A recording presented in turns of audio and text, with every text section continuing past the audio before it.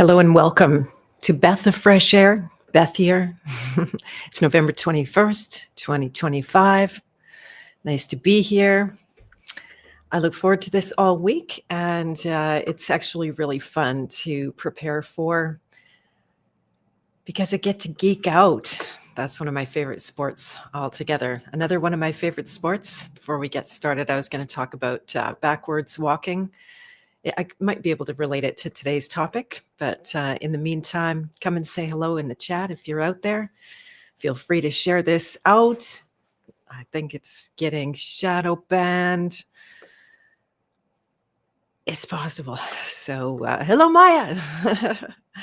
Nice to see you. Thank you for coming. Appreciate it. Nice to have guests. Nice to have people to actually exchange with, because that's why I do this live, right? I could just talk at the camera and satisfy myself and hearing myself speak, which, I think that's also good, but I'd rather have an exchange with people. It seems like more fun.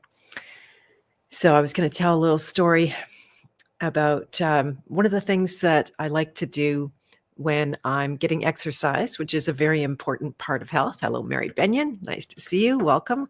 Glad you can make it. And so we've had a nice long fall here. I think it's completely normal in terms of the weather. We've had very abnormal, often very truncated falls. And this one has just gone on and on and on. And we're getting a lot of sunshine despite the, chemtrailing and that kind of thing. So if it's a really bright sunny morning, I'm typically going to shoot myself off into nature somewhere, go to a park. There's a park pretty close by, which I love. Been visiting the Canada geese. They're amazing. I love those little creatures. And there's just like a handful left, barely any. Last week when I went, some of them were actually stuck in the ice and were trying to claw their way out. I really wanted to send them a stick and pull them out. But I think they've got smart enough now to take off and be gone south, which is where we should all go. But we don't. We might do that a little bit, but not as much as we should. And then so in the park today, I have this thing about wanting to walk into the sun. So the park is a circle.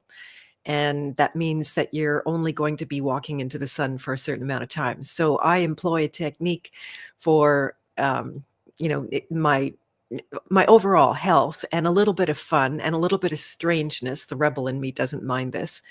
And I walk backwards. So I let the sun see my face and my eyes, and I walk backwards. And I become fairly confident about backwards walking, so confident that 2 days in a row I've done this exact thing now so I can see the sun 2 days in a row. Yesterday I hit a truck. It's like hit and run, I tell you. I'm like, boom, like this. I was like, whoa, okay, should have looked behind me a little more, but I was trucking backwards, having a good run. Well, today I do the same thing. I thought, okay, but be smart. Don't do it on the road this time because that truck might be moving next time. This one was parked stationary. Hello, Tharkit K9E. Nice to have you here. Welcome. And so there was a little bit of a parking lot off to the side, and it was in the sun, and there was a good run for the backwards walking where I didn't have to continuously look over my shoulder.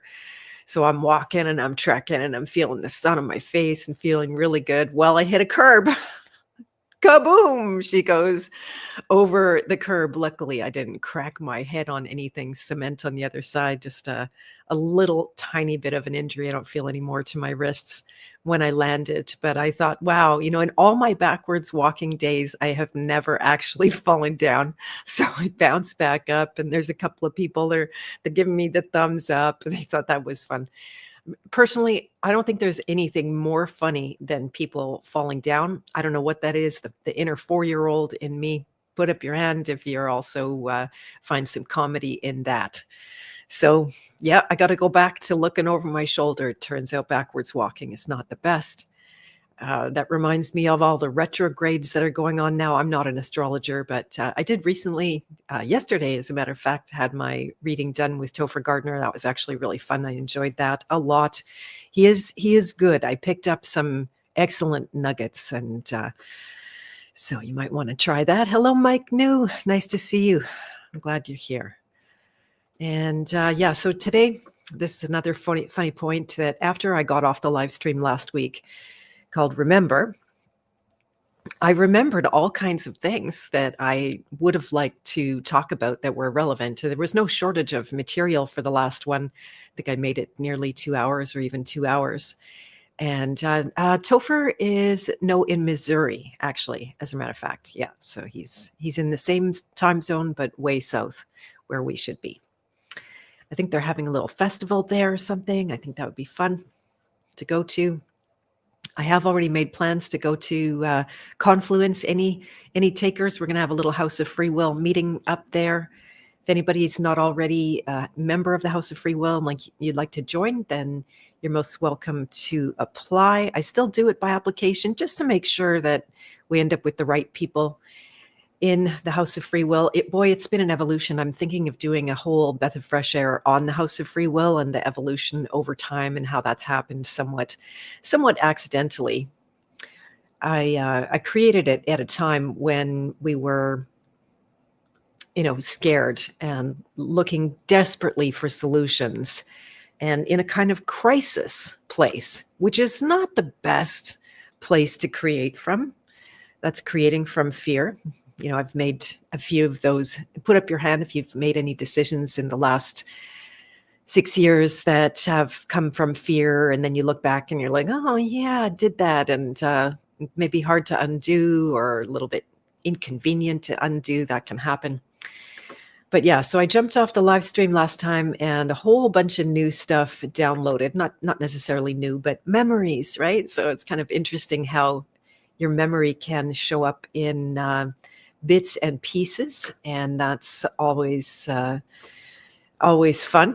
So I thought I would come back, and I remembered at least 14 points that I think are relevant. I kind of did a deep dive into memory in general, a little bit of the science behind it. We're going to cover some Love Your Liver points. If there's any Love Your Liver peoples out there, if you're not already a Love Your Liver people, you should be. Watch my videos with Dr. Garrett Smith. And that continues to be a good path. I'm more than a year into it, a year and 2 months. I promised I would give it 3 years and a very good go with my health. So far, I'm actually having very good results and able to stand by it. So that's really good. And yeah, so I only scratched the surface in Remember Part 1, Episode 2. I'm sure we'll be just adding to scratching the surface, and there will always be more on the topic. And you love Garrett, but you're not in Love Your Liver yet. I hear you. Yeah. Yeah, it's a really good course. I hear they've got a new website coming up, so that'll be interesting. And in the House of Free Will, we do have a group that is dedicated to Love Your Liver. So there's some people in there that are learning and going along, and we share ideas and recipes and potential troubleshooting that I've learned to do for myself. And Love Your Liver, yes, yes, and yes. That's the whole thing. They should have called the liver the heart. So yeah, the memory, we're going to scratch the surface. I'll keep remembering what I'm doing here. And so, what's the point of exploring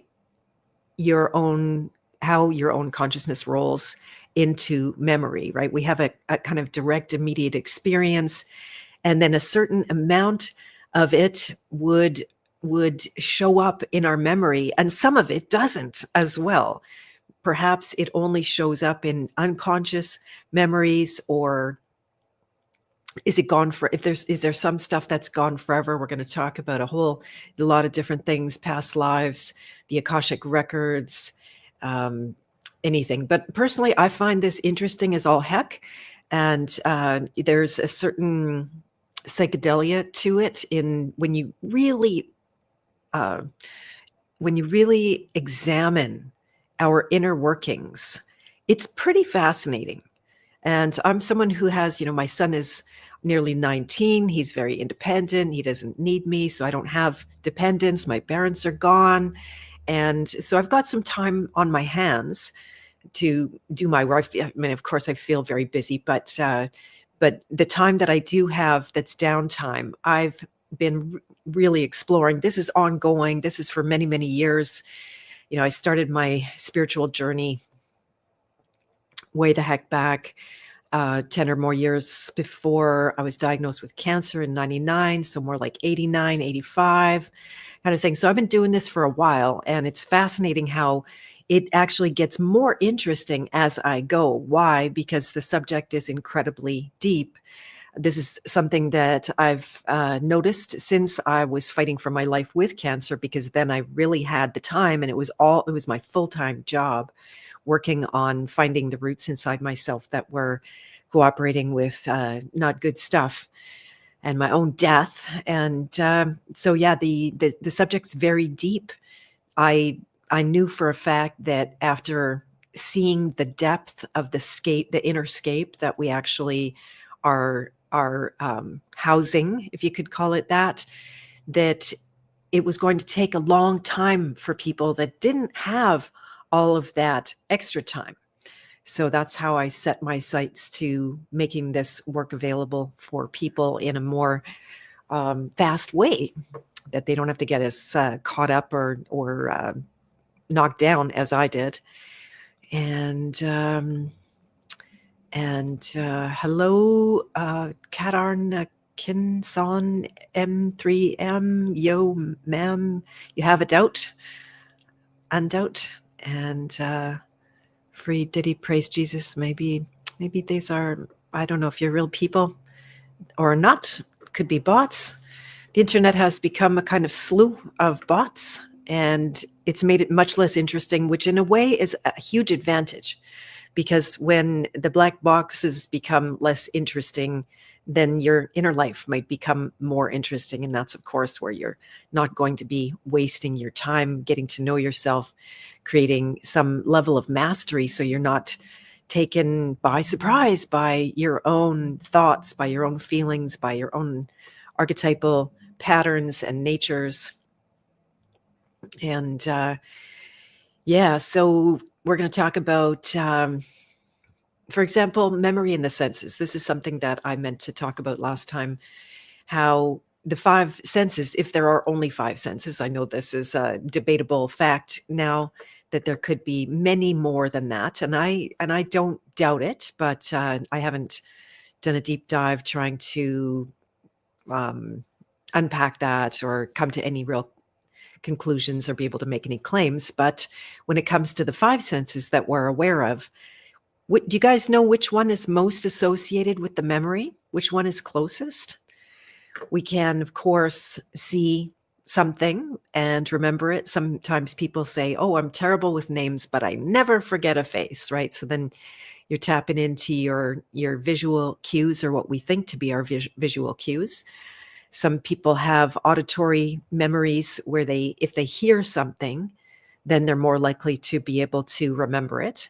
That's one of the reasons that you put out, say, as someone who does videos and writes and communicates on a regular basis, it is good to have a variety of different senses to come through, because some people are much more visual, some people are much more auditory.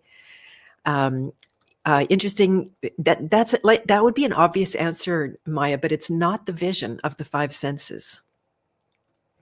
And hearing brings back very strong memories. Yeah, well, you look at the way that music has been used to give us memories. And isn't it strange how all of the music, say, that's piped in, we used to call it satellite music. I guess it's now internet music.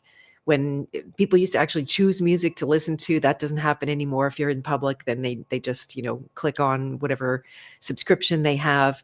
And so much of it is retro. So much of it is actually bringing us back to a time when things were different. I'm going to talk about nostalgia as well, by the way. And the emotions and feelings, the like the felt sense in our the sense of touch is what I'm looking for there. That also is not closest to the memory, but yeah, they're of course all contributors to the memory. So the one that's closest to the memory of all is your sense of smell. Isn't that interesting? That that's the one that hooks up with your memory closely. Uh, they all interact with the emotions. The sense of touch also can be a memory kind of thing. They're all related, but it's actually the sense of smell that is the closest. So yeah, I know that's interesting, isn't it, Maya? And yeah, so then yeah, but when you look at it, like your nose is probably the most sensitive of all.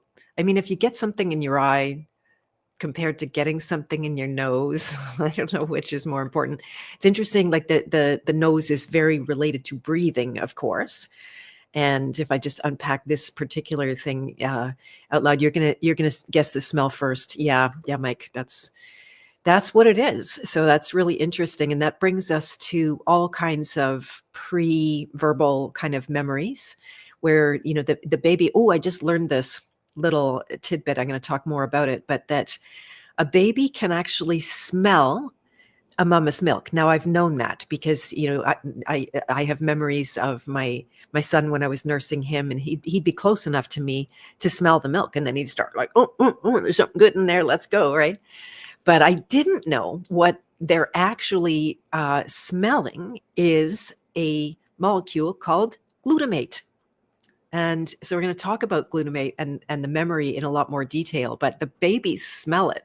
So this is very important. And it turns out mama's milk is absolutely loaded with glutamate. So that's really fun. And you wonder if someone, let's see. You wonder if someone loses their sense of smell, does it mean they're at a point of their lives they don't want to remember? Well, fascinating, because the COVIDs caused a reduction or a loss of smell. Isn't that fascinating? Because one of the strategies of our controllers is to wipe our memories. So we don't remember that Canada had Canadians in it, or we don't remember how nice it used to be to travel and go through airports and security gates. I actually was so nostalgic when I saw an old clip from the 70s, and I have memories of traveling. Maybe it was at the 70s, probably more like the 80s. And so traveling was just, there was just this like little cordon thing and one guy, and there might have been scanners or there might not have been. I'm pretty sure they had x-rays back then. It's possible. But yeah, that was nice when that was like that. But say my son has no memory of that whatsoever.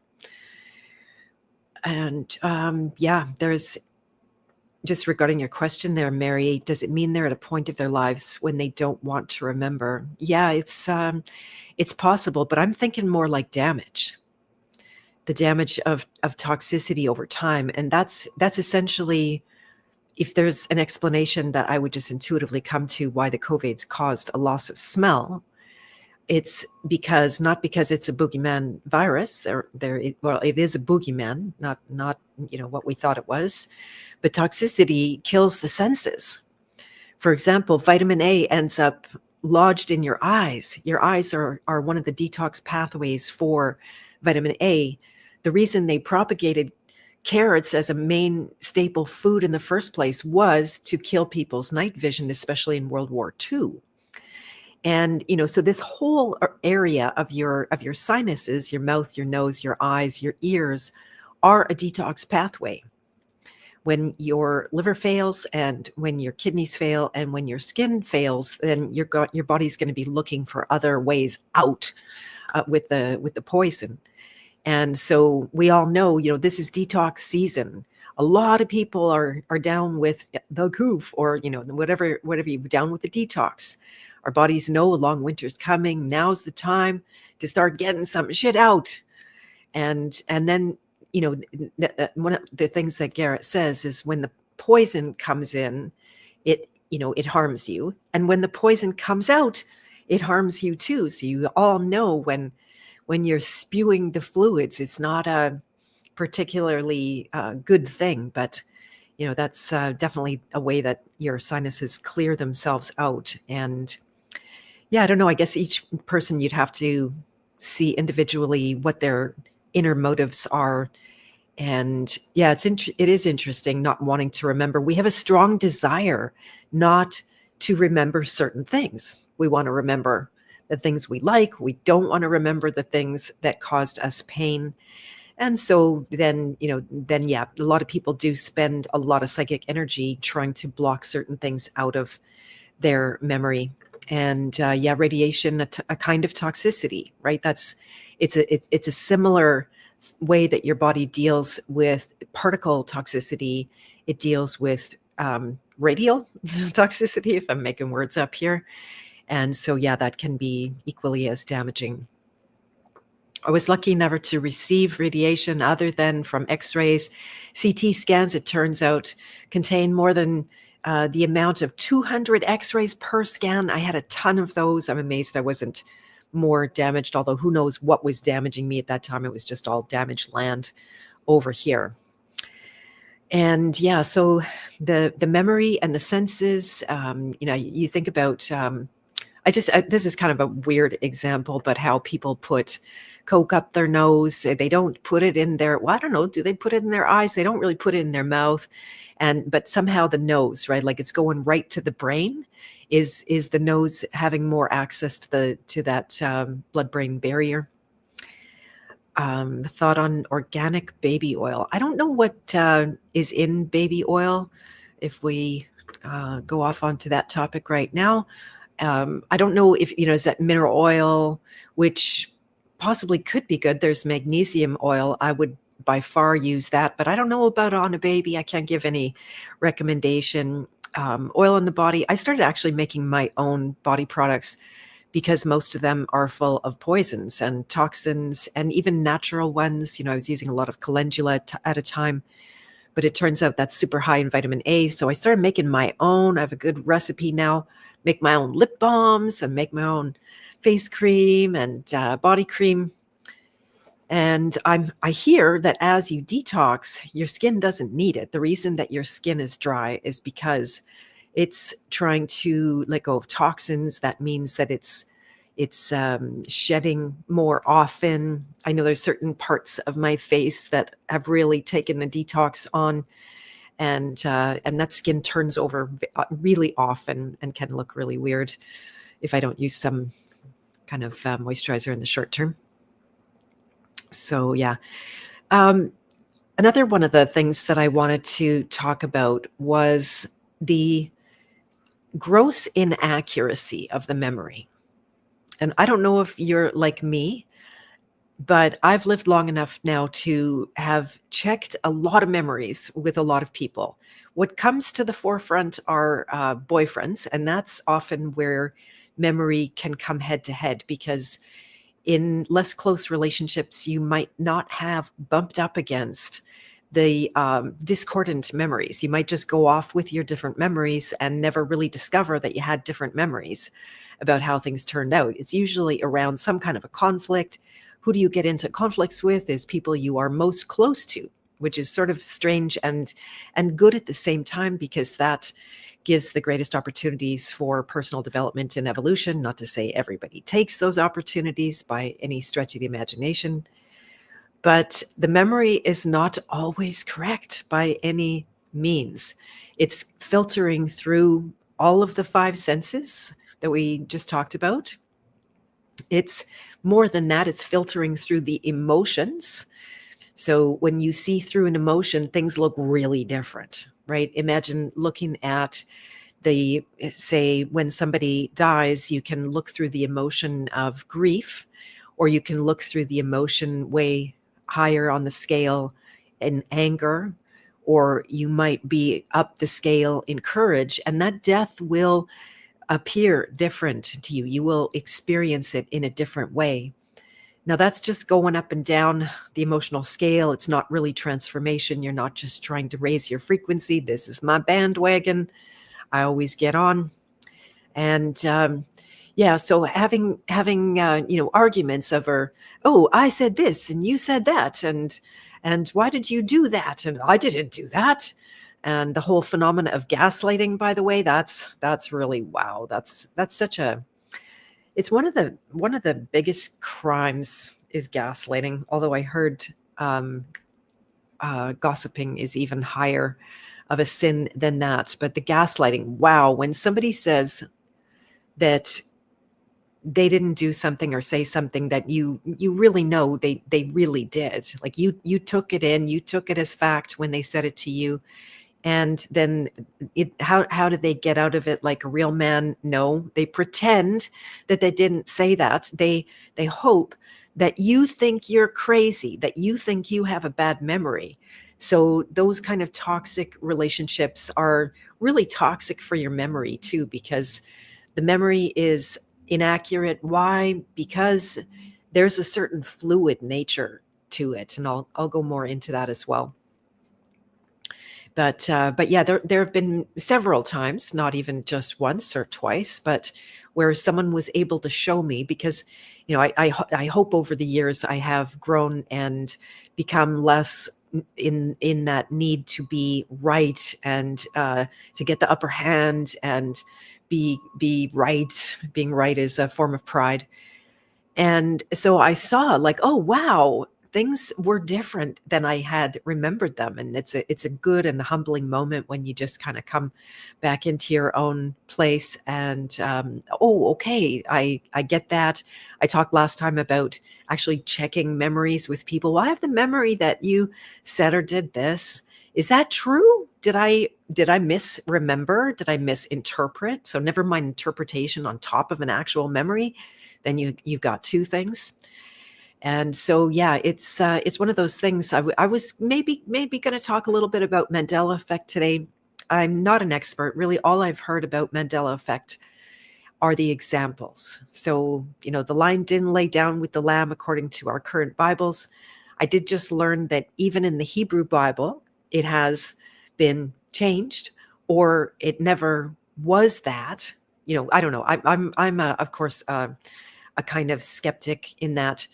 And then what do you do with it? It, like, have we slipped dimensions and timelines? I do feel like I slipped timelines not too long ago. My my LCD clock changed itself. It stole an hour from me. I felt like I lost sleep in the process. I was definitely resentful of that. And then when the actual time change came back, my clock is on time again. It shouldn't be. It should be an hour out, right? It's a manual clock. You can't change it, not even just by accidentally hitting a button. It's not like that. It's more complicated. I actually had to get my son to do it, and I tried hard. So yeah, that timeline thing. It's possible. It is possible. I've been listening to a lot of Joel Schaefer's talks these days. He's going to be coming on for a podcast. I'm going to be going on his channel in December. And he's saying that this might not be new to anyone, but he's saying there are multiple timelines going on at the same time, and they might be more fluid than we think. Are we aware of maybe moving between them? I doubt it. Maybe some are more than others. But it's good just to remember that your memory isn't as accurate as you might think. It's coming through a whole lot of filters. And hello, Scott. Good. Nice to see you. It's twisted. It's like every cop and every other ego freak. Oh, well, that's not related to the topic, but maybe I did say something that's related to that. Hello, Ashton Alwine. Welcome. Howdy. You came to drop a like. You watched my video with Sarah Raging Tomato. Nice. I'm so glad that now see we're making an association of memory here and relationship. I have some Mennonite background. That's not Hutterite, by the way. That's Mennonite. It's different. And one of the things that Mennonites do when they meet each other is they quickly try to find out what their common ancestry is, and are they related in some way. This happened to me recently with someone who I have yet to meet in person. But you want to go back and you want to see and possibly related, do we hold common ancestry, meaning do we hold common memory? I'm definitely going to be talking about ancestral memory as well, as a subject that I missed the last time. And hello, IA and IAAA, our Alabash 1685. How did I do on your name? Our Yabash. And Mike's saying Topher mentions an interesting Mandela, the entire direction of his entire direction of his travel reverses while on a school bus as a child one day. Okay, interesting. Yeah, so like a personal Mandela effect kind of thing where you're actually going backwards. Does my walking backwards have anything to do with that? I'm falling down backwards. Hello, Jackie K. Nice to see you. Never too late. Luckily, these are recorded and you can always watch the beginning again. And I think you might want to because it's been fun. And yeah, so it doesn't mean don't trust your memory. I think it means like, what's the bottom line to that? Okay, so the memory is grossly inaccurate. What's the bottom line? Is check your memory. What else? If you go into mistrusting your memory, this is different. So I look at these two qualities of trust and mistrust as a kind of pendulum. So people go back and forth. I want to trust my memory. I don't trust my memory. I want to trust my memory, or I do trust my memory. I don't trust my memory. And I think both of those are wrong, because the quality of trust is not, let's say the memory is not qualified for trust or mistrust. Both of those will cause you trouble. Trust has, to me, a very special place that I have decided never to trust people, but I've also decided not to mistrust people. And I put my trust in a special place. Can you guys guess where that is? So rather than trusting your memory, taking it as data, right? What you saw is data. What you heard is data. What you felt is data. What you smelled is data. Those kind of things. Like when you get really close to somebody who's had a lot of garlic, oh boy, that one, you can, that recently happened to me, and I did have a long-standing memory of that stupid garlic smell. Like if I tried hard right now, I could probably evoke it. And Maya wins the prize. Yes, exactly. Trust is for God. And that's a problematic word, but we have to use some word. This is the place where we can reliably put the trust. You could also mistrust, but this is different. This is the kind of trust that isn't on a pendulum and it doesn't swing back and forth looking for a place to call home. Again, the child archetype, which often has come up in these first 6 episodes of Beth of Fresh Air. So I'm up to 6.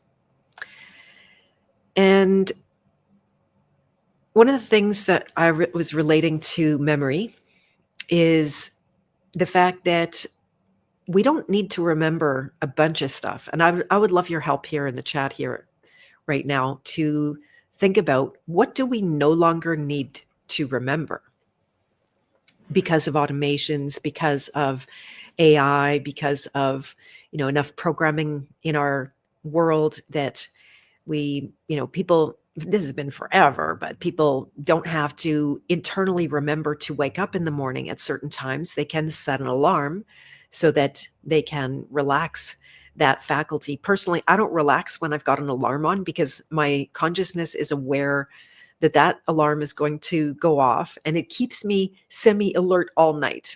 So I'm extremely fortunate in that I don't need to set an alarm, and I allow myself, because I was an insomniac for many, many years. Now it's it's about 6,000% better. There's the odd sleepless night, but for the most part, I'm sleeping so well. And I don't wake up to an alarm. I wake up when I feel refreshed.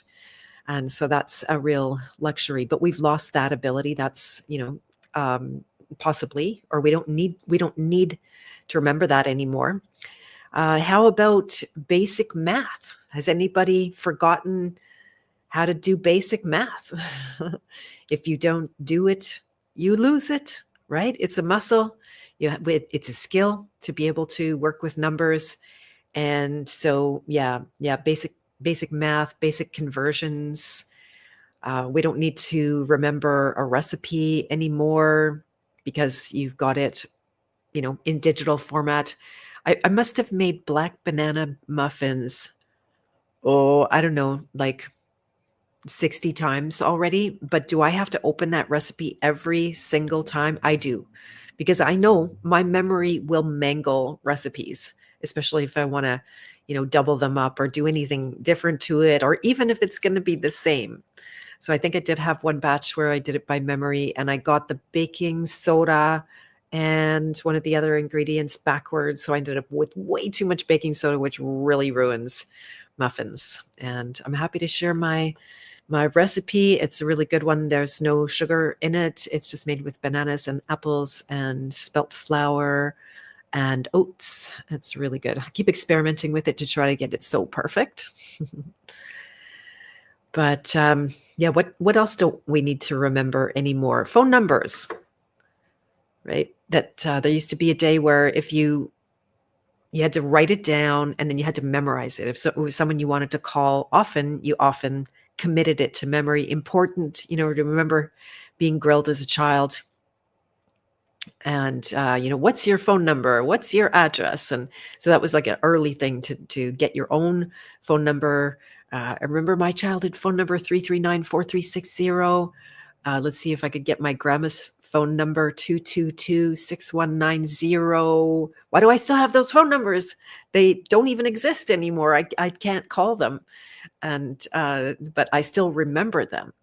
Now, if you have children with phones, my son has had phones earlier because he always spent time at his dad's, and I didn't want to be out of touch.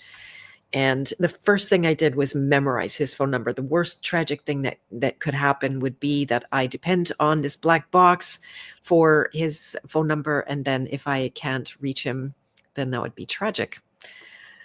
At maybe a wrong time. And Mary, you said we don't need to remember every little event when someone did us wrong. Right. That's another subject. That's for the sake of grievances and grudges, I'm definitely going to talk about more. Keeps us in victim mode. Perhaps you misunderstood your question. Okay, I didn't ask it very well.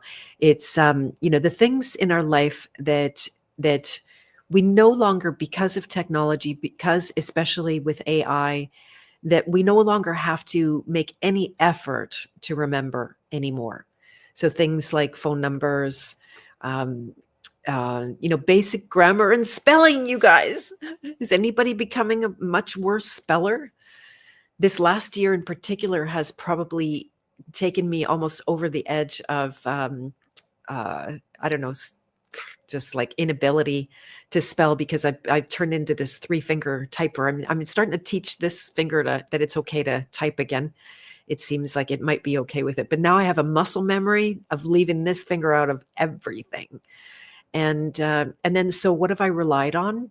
The functions that finish your words and your sentences for you. And what did they call it? Anticipatory typing or something like that. And then, so you definitely, and it's been correcting my spelling mistakes as I go. So if you type fast enough, you have no idea if you spelled the word correctly or not, because even when you look back, it's just automatically been corrected. So yeah, I know for a fact that my skills at spelling and grammar have gone down because of autocorrect, Jackie. Exactly. So we no longer need to commit those kind of things to memory. Yeah, our early millennials and prior remembering phone numbers. Oh, only early millennials and prior. Yeah, exactly. Yep, that's passé now. That would probably be laughable even. And okay, got it. For me, it's navigation back in the day. Oh, that's a good one, Mary. Yes. Where you used to have to use your brain to navigate. And personally, I have the worst spatial memory ever. I might have been to someone's home multiple times in a row, or not in a row, but over the time, and I still have to ask them their address, and I still have to put it in the GPS.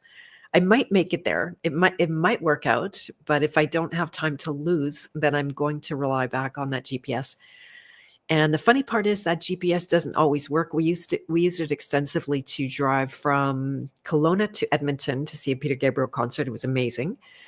And we relied on that GPS, and it was the worst. It got us into the backwoods really late. I think we were like 3.5 hours late, and just in time for the show, which was lucky because we planned to get there early, luckily.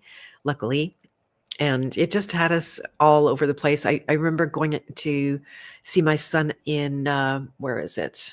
I won't remember the name offhand. It's kind of like Fort White, but somewhere else that the geese spend time here in close to Winnipeg. And so I set the GPS. It got me into the middle of a farmer's field. Like, and I'm looking around going, oh, I bet this isn't it. Just doesn't look like it's it. So yeah, GPS has been hard on the memory. It hasn't helped. I worked on my sense of direction a lot, my spatial memory. And then so I became then wrong only half the time instead of 100% of the time. It turned out being wrong 100% of the time was more reliable, because if I felt like you should go that way, you should definitely go that way. Now that I'm only half wrong, I can't guess which half it is. So yeah. Yeah. Hello, choose the gold pill. Nice to see you. Computing made people mistake information for knowledge. Now you know why people believe in FE and other psyops. Yeah, that's a big debate. I wash my hands of completely. But information and knowledge, I agree, are definitely not the same thing. And you're chewing on some gold pills over there. That's interesting. I don't know the meaning of a gold pill. Don't forget to remember. I know, right? Exactly. Exactly. Now, and forgetting, is it just the absence of memory, or is there an actual action that is unique to forgetting? Maybe kind of what Mary was saying about that we don't want to remember and we're actively suppressing, we're actively forgetting. That is definitely possible. Suppression is a thing, and suppression and forgetting basically the same. So yeah, is there anything else we don't need to do anymore? Even typing itself, which I think is a fantastic art. FE is flat Earth, by the way, Mary, which is a stupid name. I think that name is a psyop, because most of the people in that world have investigated enough to prove to themselves that we're not on a globe spinning millions of miles through space. But can they say beyond a shadow of a doubt what it actually is? No, that's a stupid claim. Nobody can prove that. So I think the movement and the name of the movement is absolutely psyoped. But that kind of research is good. Typing lost art. This is something now we can do talk to text, which I'm grateful for at times, because I can definitely get screen and keyboard fatigue, because most of my work comes through these machines. And so if I can just speak something that, say, is flowing in a inspired way, and maybe I don't have time to sit down, or I just don't want to, then I can just click the microphone button, speak it into text. And that's pretty good. I can imagine writing an entire book that way, right? But then the typing skills go down. So yeah, I don't know if we need to worry about that or not. Is that a good thing? And yeah, we're kind of looking at an AI takeover at this time. I haven't explored AI very much in my live streams, just because it seems really well covered. But is it like every single tool where it has the potential to take over? I have seen the unemployment rates recently are really, really bad. A lot of sectors right now are letting go of a lot of employees. Why? Because they've managed to automate certain processes, and it's just, what can you say? You can't hold it against the companies. Are they going to hold on to jobs that they actually don't need to fulfill anymore? And no business owner is going to create redundancy in their life, unless maybe in East India, that was a place where you would go in and there'd be like, at least 18 people to do the job of 2 people. And they didn't do very much, but they had a kind of philosophy of like having a whole bunch of people in there doing very little, and almost nothing gets done. Online shopping, yeah, you have to, exactly. You don't really have to go anywhere if you don't want to. The COVID days were proof of that. And of course, like, all of that still exists, right? So you can still have things show up to your door. I'm the proud mama of, I don't have it yet, of a sauna blanket. I'm pretty excited. Back to the detox topic about I was trying to remember to sweat. And even when I remember to sweat, I don't really do it very well because if I use exercising as a way to sweat, unless it's genuinely like hot and humid, and then you naturally sweat, then that's glorious. I love that. I need to live in a hot, humid climate, apparently. But yeah, so the sweating's not easy. I have to exercise too hard. I'll cause myself a bile dump. If you don't know what that is, I'll feel sick and I'll sweat, but I won't feel good. And same with hot baths. I used to do a lot of really like too hot baths and then make myself sweat it out. That causes a bile dump too. I don't want that. I'm not trying to make myself feel ill. So I got a sauna blanket. It's infrared, low EMFs. It was like severely on sale. So if anybody's interested, you reach out to me on Telegram and ask me for a link on that. It was really good. And then they've got a discount on the discount. And so I'm pretty excited. But yeah, the online shopping has made us go less places. One of the things that is letting us do is see less people. I noticed that yesterday I didn't see anybody, not a buddy. No, there's that true. No, I did see a buddy because I went for a walk and I walked into a truck. So yes, no, I did see people yesterday. It's funny how I have the memory that I didn't. And yeah, AI is just a tool. Exactly, Mike. Only the meaningless jobs will be replaced. You could say that. You could say that. But, is it a meaningless job? I worked with a copywriter for a few weeks and incredibly talented guy because I just have got to the place of there's certain parts of writing in my work in my business in communication that I don't love. Like I would often rather stick a hot poker in my eye than sit down and write a nice email that's going to go out to almost 6,000 people. Like I just have a hard time doing that on a regular basis. And so I was working with a copywriter for a short time, incredibly expensive, way out of my pricing zone. And I couldn't afford it. His job is disappearing right now because AI will do all kinds of writing for you. And that's a really sad thing. So he's not his job isn't meaningless. He's skilled. He's done it for an entire lifetime to be able to charge what he charges. Same with graphic artists. Could be the same with photographers. Why do you need say a person like myself? Why would I need a whole bunch of new photos when I could just put new backgrounds behind old ones, or all of that kind of thing? Not to say that's strictly AI, but a lot of I know photographers are terrified right now. There's a lot of jobs that are becoming obsolete, and they're not meaningless, but I get it. There are some meaningless things.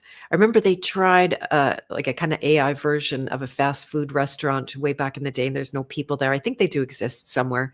They haven't really taken off. It didn't become a thing. The food was terrible. It was absolutely terrible, and I would never do it again. It's endemic in banking. It's rare to speak to a human anymore. I know. Yeah, same with the government. It's really hard to speak to a human. Are they even out there? They might not be. They might just be bots. That's a highly thing. Yeah, did I already cover this? Is they don't have to remember to move. Yeah, movement. Yeah, with a lot of convenience, and for sure, I'm a person that sets up my space that when I get to sit, I have everything at an arm's length, so I don't have to move continuously and break my focus and concentration. But movement is life. If you stop moving, you're getting close to death. One of the things that I take very seriously is your lymphatic system, because I had a cancer of the lymphatic system. And I didn't even know to call it this. It is affectionately nicknamed the sewage system of your body.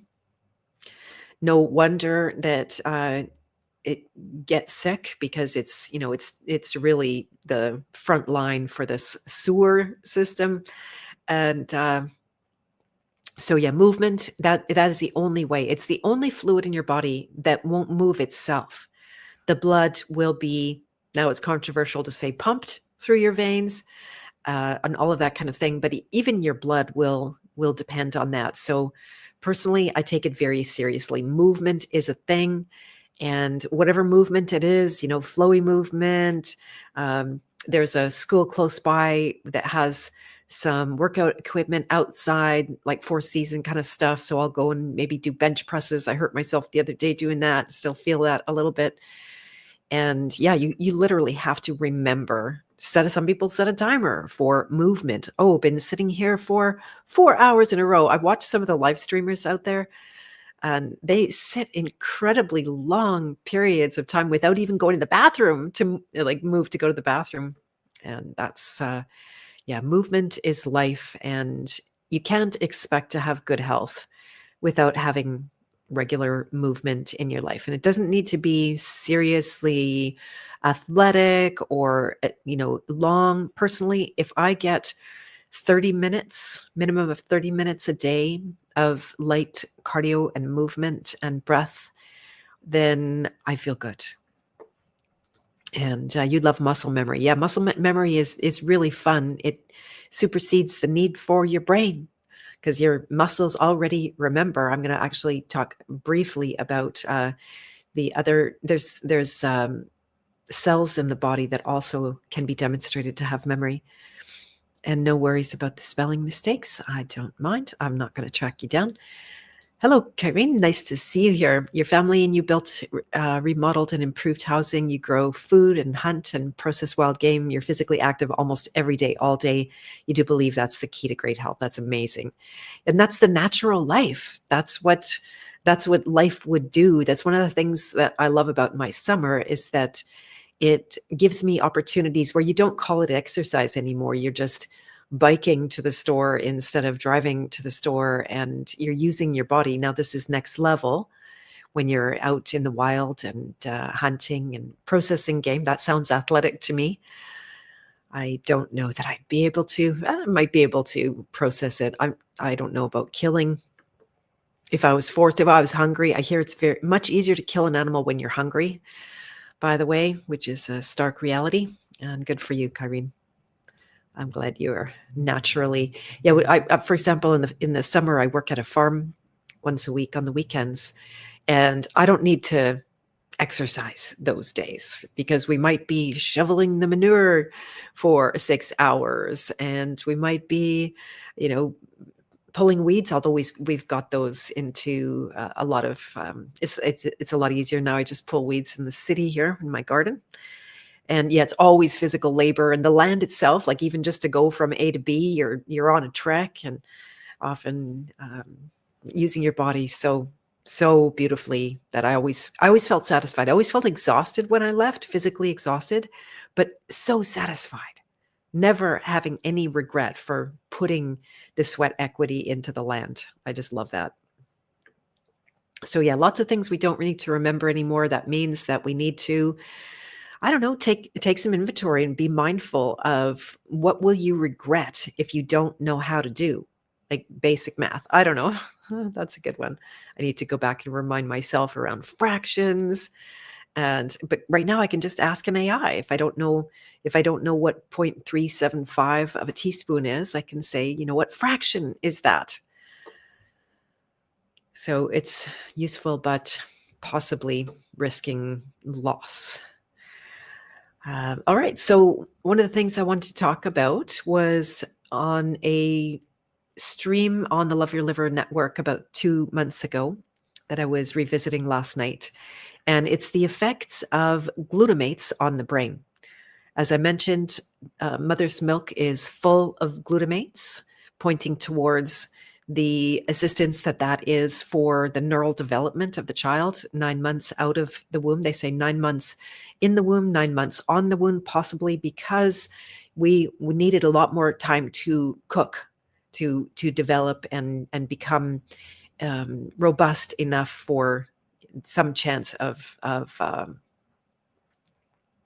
independence. Would be a long way down the road. It's not independence, but yeah, the brain food, we lack for brain food. There's a lot of people who walk around with brain fog, and they can't necessarily come up with the intelligence they need to do certain things, or they just feel mentally tired or mentally exhausted, or the work that requires their memory and their mental faculties, their cognition, makes them tired and they burn out on it. So you treated yourself to MSG today. Very nice, Mary. And so I was part of the control group. If there was, actually, I shouldn't overstate that. I was part of the experimental group in the Love Your Liver zone because I suffer a lot of copper toxicity, and MSG is a good one for that. So I was suggested to use it in confidence, kind of in secret, because if you don't know it already, MSG, I'm sure you know this, has been incredibly demonized in the literature over time. I think it's been since 1968 when they coined the term Chinese food syndrome. Why do I even remember that number? That's the year I was born, by the way. And it's kind of fun that I remember that, because I wouldn't have. I wouldn't have. But that was the main shift when I started using some amount of MSG every day, which is 1 part sodium, and is it 2 parts glutamate? I don't know. I should know that. And then the biggest signs, the thing that shifted for me was much greater mental acuity and a greater memory. So things that I normally wouldn't remember or wouldn't even care to remember, or think that somebody all of a sudden was saying, "Oh yeah, who is that main character in Catcher in the Rye? Why do I know it's Holden?" I did read that book as a child in school. I never went back to it. I never really had any huge fascination with it. But why could I access his name Holden? Now I might be able to do crossword puzzles, which I could never do before. And so yeah, that's brain food right there. 80% glutamate and 20% sodium. Thank you. Yeah, so it's mostly glutamate. Exactly. Garrett was saying how the word monosodium glutamate is a stupid name because you don't say monosodium chloride for salt. You just say sodium chloride. So there's one sodium and 80% glutamates in there. I don't know the actual structure. I'd have to look at that. And so, yeah, it turns out, I remember there was one night where I had been using the glutamate, the MSG, for maybe 2 weeks. And I went to reach for it and put it on my food. And I had this huge emotional response. I started crying. And I, at the same time, learned that one of my all-time favorite condiments that is still Love Your Liver friendly, which is tamari, which is fermented soy, which you shouldn't eat anything but the fermented version of that, by the way.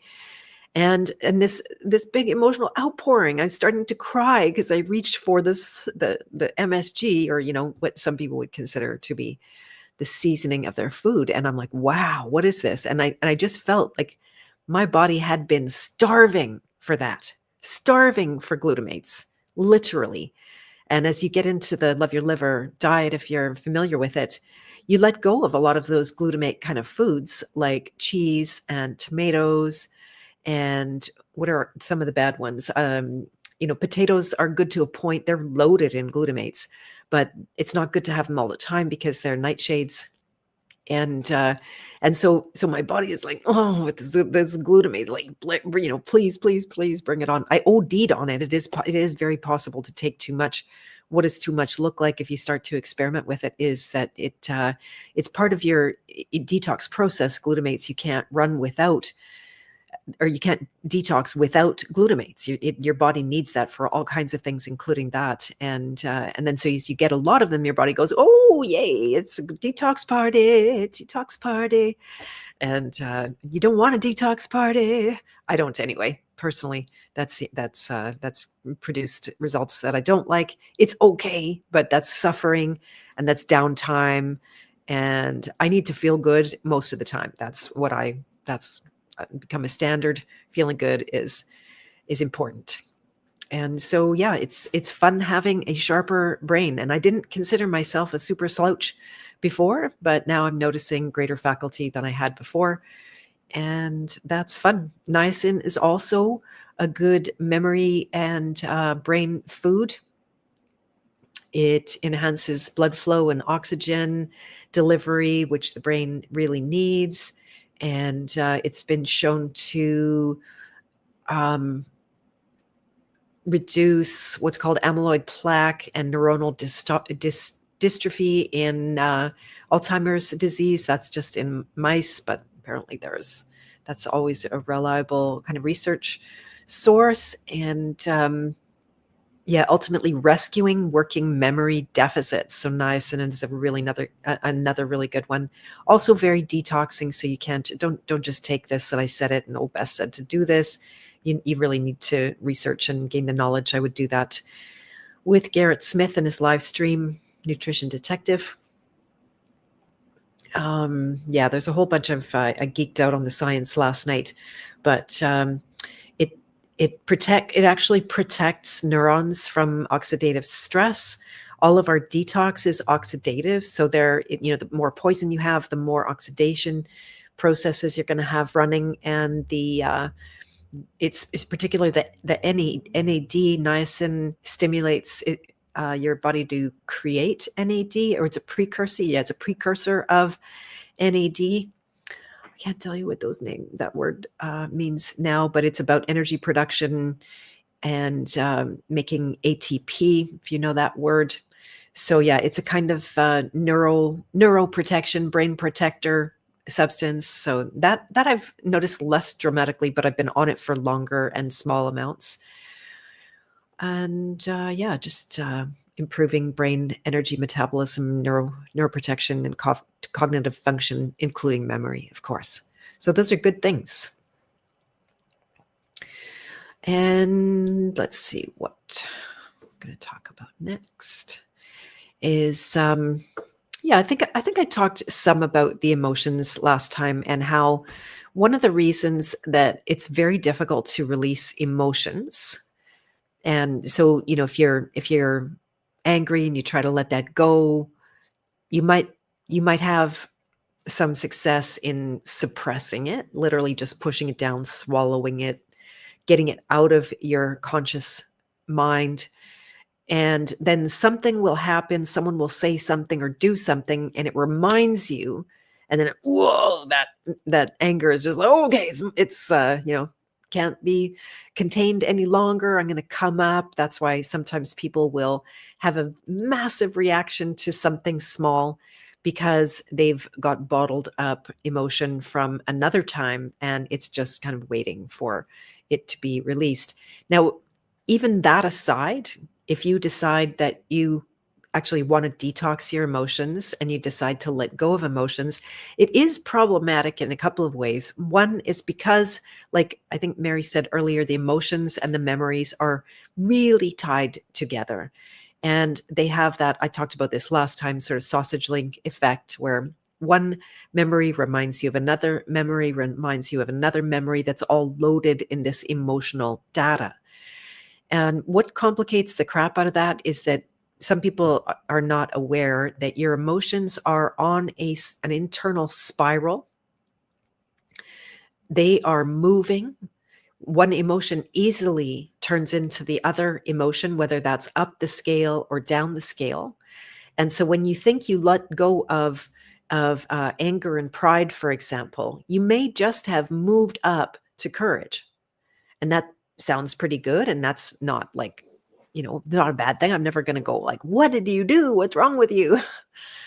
But that what people don't realize, the hidden part underneath it is the programming. So if you try to just let feelings go, then you're dealing with this moving target, and you might just be fooling yourself that you let them go. You can, but I will always say, if in the odd case when I would ask a client or a student to let a feeling go, I will always follow up with a question about the program. Because if you are brave enough to actually allow an emotion to release, then the program will be revealed underneath it. And so that's the part that really holds the memory. Now, once you get to it's fascinating, because the emotions are intensively linked with the memories, but the programs are not intensively linked with the memories. The programs are memoryless. They're just pure pain, right? The worst pains of not surviving, of not being loved, not being in control, of not being connected and whole and one with self and our surroundings. Those are the biggest pains ever.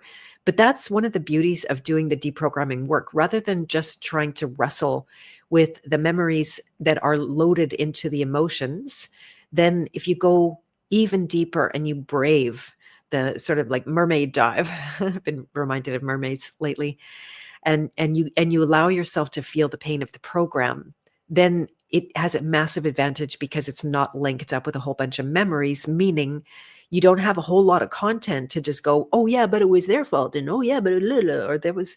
They actually have to back out of the feeling of the program in order to access memory again, which can very much delay the process. So it becomes just between you and a program. Do I want to hold on to you, or would I rather be free? And so this is a really cool thing where, again, the emotions are so tied to the memories that it can be extremely difficult to let them go. But the programs, it's different for a different reason because of the intensity. But when that decision is clear and you really want freedom, and that's who I like to surround myself with, people who genuinely want freedom, although everyone feels that to be in a different way, then you can have success and a lot more speed in the process. And let's see, where are we? Yeah, so memories, with the emotions can literally become a kind of freeze frame. That's something that our memory registers something other than a moment in time. Like we flesh it out. We have a moment in time with our memory. Say something bad happened to you as a child. We talked about that last time. And and then you capture it with your memory, and it's got a certain, all of the different charges that we talked about, and it can kind of freeze frame. And depending on where the memory is on the emotional scale, it can be down in the place that I would call apathy. It is where there's a kind of freeze. It's where things are very difficult to access. You can be numb from that place. That's very severe depression of your system into the lowest possible vibration of energy. And so memories can become frozen in that way, and stored for the long term. And so this is something that it's easier than you think. It's not about wrestling with the numbness or trying to shock yourself or force yourself. Although I think those things, I was listening to somebody yesterday, and they said that you need that shock. What do you guys think? Do you need shock to grow? Or could we have other more gentle motives in the process? The shock can work. It worked on me. I got a scary diagnosis saying you're not going to survive. And it was shocking. It was like, whoa. It was so shocking that I stopped my whole life, that I quit my job, that I packed up my house and sold it to try to lighten up and be able to just take care of myself, never mind a house. And while we're waiting for anyone to answer that, do we need shock? I'll make a note of my question because sometimes I forget what I ask people. Do we need shock to grow, to remember to grow?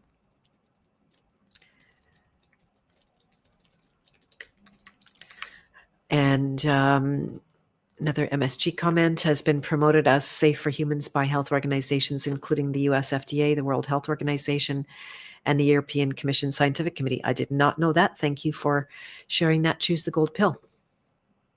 Yeah, when you really look into the research, and I did it when I was in this experimental group because I had a paranoid moment and I went, you know what, here I am like every day eating this stuff, and I haven't myself researched it. I'm just taking it on the good word of the good doctor.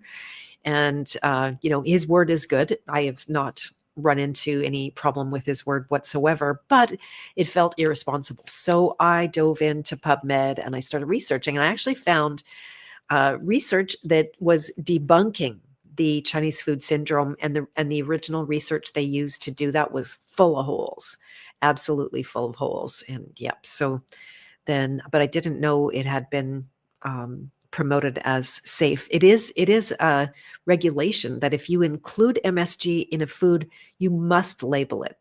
So that unfortunately will tell people like, oh, this isn't a good food, I'm not going to eat this. Now what they mostly put MSG in junk food so that you will get addicted to it. And it's not really addiction with the MSG. It's like you need that. That's a requirement. That's a like a, a basic nutrient that we either have or we will make at a lot of cost. And we get it in a lot of things, like including, like I said, meat and potatoes and cheese and tomatoes. But if you don't want those, then that's different. And but they don't have to label. I was learning this yesterday. They don't have to label things like, I think it's hydrolyzed yeast extract as a flavorant. Well, that actually is from MSG or has MSG in it. And so they found ways around labeling it, which turns out to be not a problem for us who know it's good for us. Hello, Rick Bonner. Really nice to see you around again. 2 of you here, 10 at the other site. Talk about being in 2 places at one time. Well, thank you so much for being here. It's really fun for me. And Mary said, I think most people wait for shock to make the major life changes, as many think that they are invincible. In other words, it won't happen to me until it does. Yes, this is a sad fact. This is kind of a platform that I have put myself on, saying like, hey, I fell down really big when I was 29. Wasn't the only time. There's been some fall downs since then, but that was like the big Maha fall down. And I like to use that as an example to let people know you don't have to face a life-threatening illness to shock you into doing the inner work. And so, yeah, but it'll happen. We all will get that shock. This is life. It's not a tiptoe through the tulips by any means. And shocks can be hugely traumatic, Maya. You prefer no shocks. Exactly. The shocks are, if you wait for the shocks, they're not called shocks for no reason. You don't know what's going to happen. It's unpredictable. It's no guarantees whatsoever. I was not guaranteed to survive. That I waited for a shock. I didn't know I was waiting for a shock. That was unconscious. So yeah, I also prefer no shocks. And it's one of the reasons that I will challenge myself and grow regardless of whether I have any outside motive to do that. I will dig the inner motive. This is the big subject that I'm working on right now, just how to teach people about visioning and creating from vision. There's something new coming up on the horizon in January, which you'll probably hear about sooner than that. MSG is in all kinds of processed foods, as it is a processed item. Normies should be smarter with the amount of MSG the average person intakes. Yeah, I don't think they have a clue about it. And I have to be super judicious with this stuff. I literally can tolerate 1 or 2 pinches, and I mean like a little pinch with my finger. That's all I can do every day without getting shocked by detox symptoms, which become no shock when I OD. And you must take it with food, by the way. Anyway, don't rely on me for all your information. You need to go and do some research. The best 2.5 hours you're going to spend is on Nutrition Detective channel and their first episode on MSG. I'm hoping for the next one. They did promise with Kelsey, where she really geeks out on all the molecular stuff. I'm starting to love that. And I love learning from her because she seems to know just so much in that, or she does know so much in that arena. So yeah, we don't need shock. It is, you had an aha movement. The word shock is electrically charged, right? Right. And we humans run on electron transfers.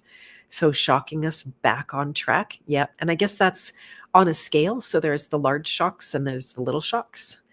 And if you listen to the little shocks, the little wake up calls, I was describing something yesterday to Topher when he did the reading with me, a bad experience I had working with one of the truthers in this truth space, who ended up taking me for a lot of money that I thought we were doing a project together with, and then they bailed and just took the cash, which was lovely, and that was a shock to my system.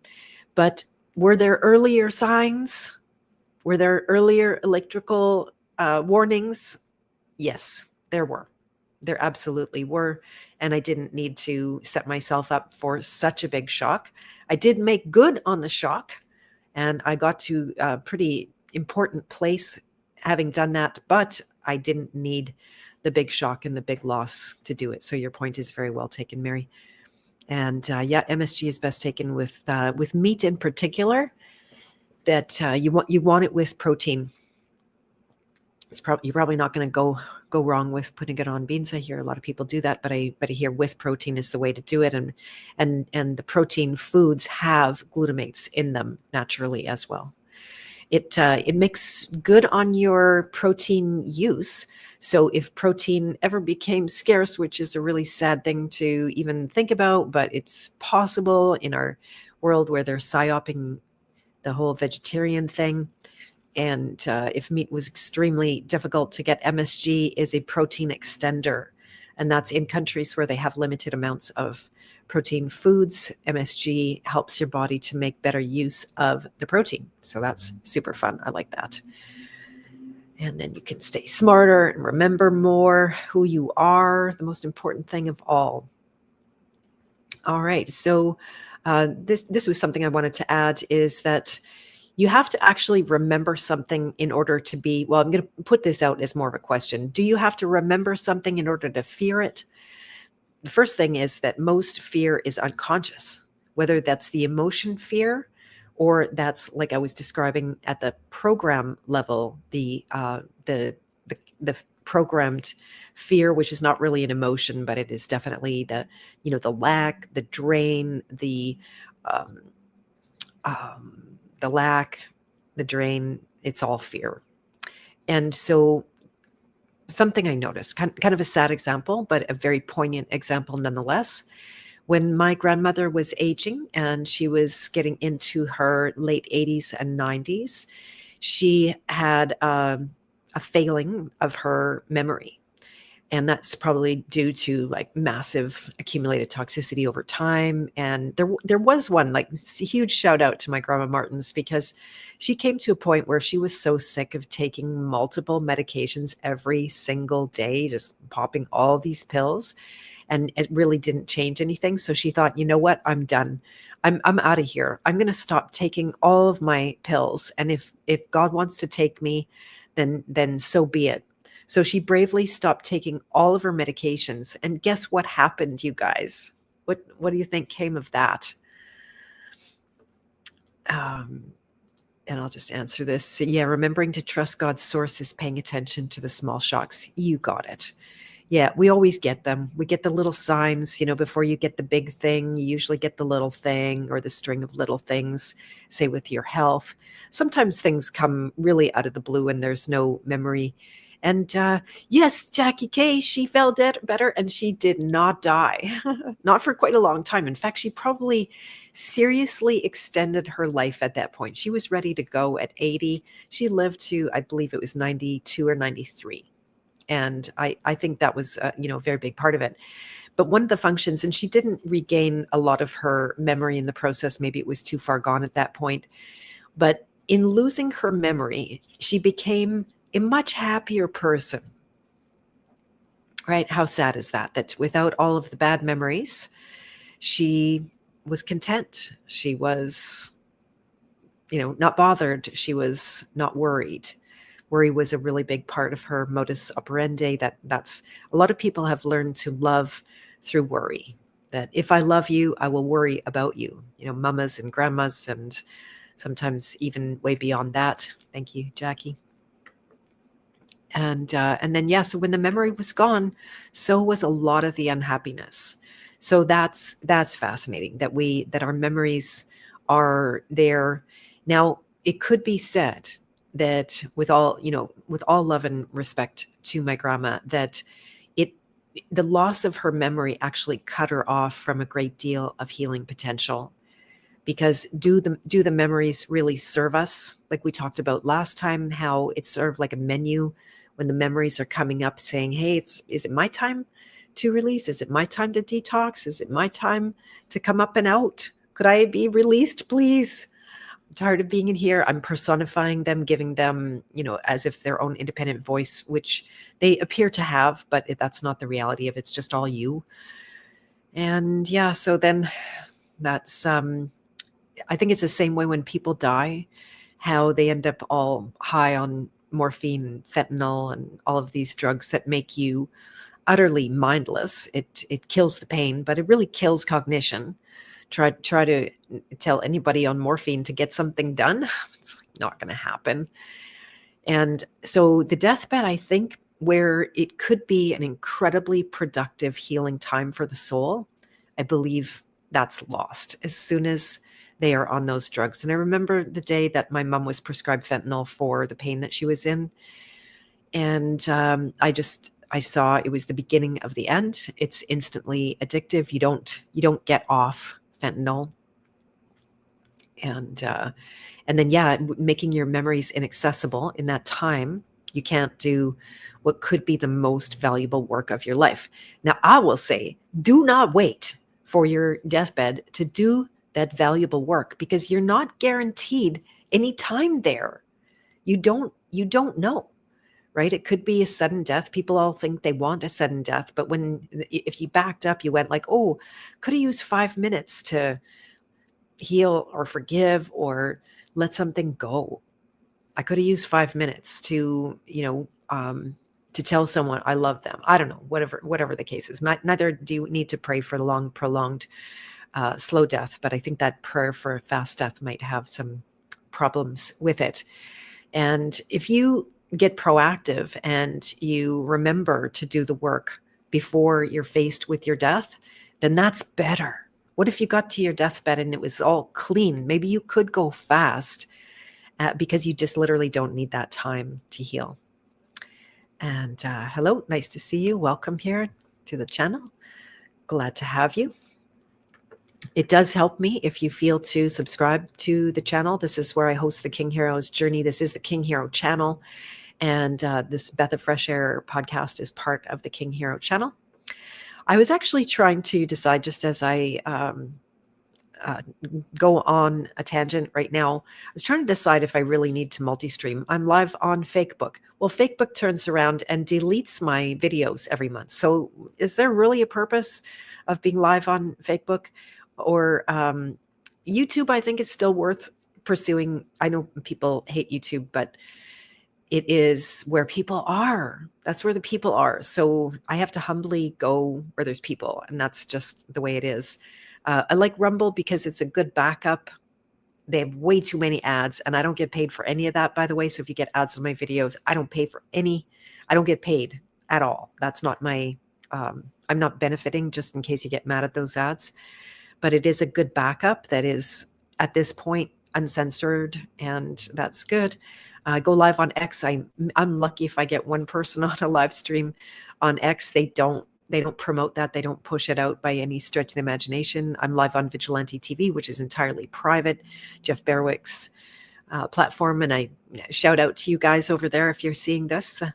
So yeah, I'm curious if I really need to have all of this multi-stream going on anymore. I might resort to Zoom, but it's not nearly as pretty. That's part of the problem, that I've learned to enjoy all of these little things that I can do, especially with guests. Anyway, that's a total aside. If you have any thoughts about it, let me know. And yeah, so you need to have a certain amount of memory in order to fear, and you need to actually have memories and the emotions around them in order to bring about the memory to do the healing work. And thank you, Mary.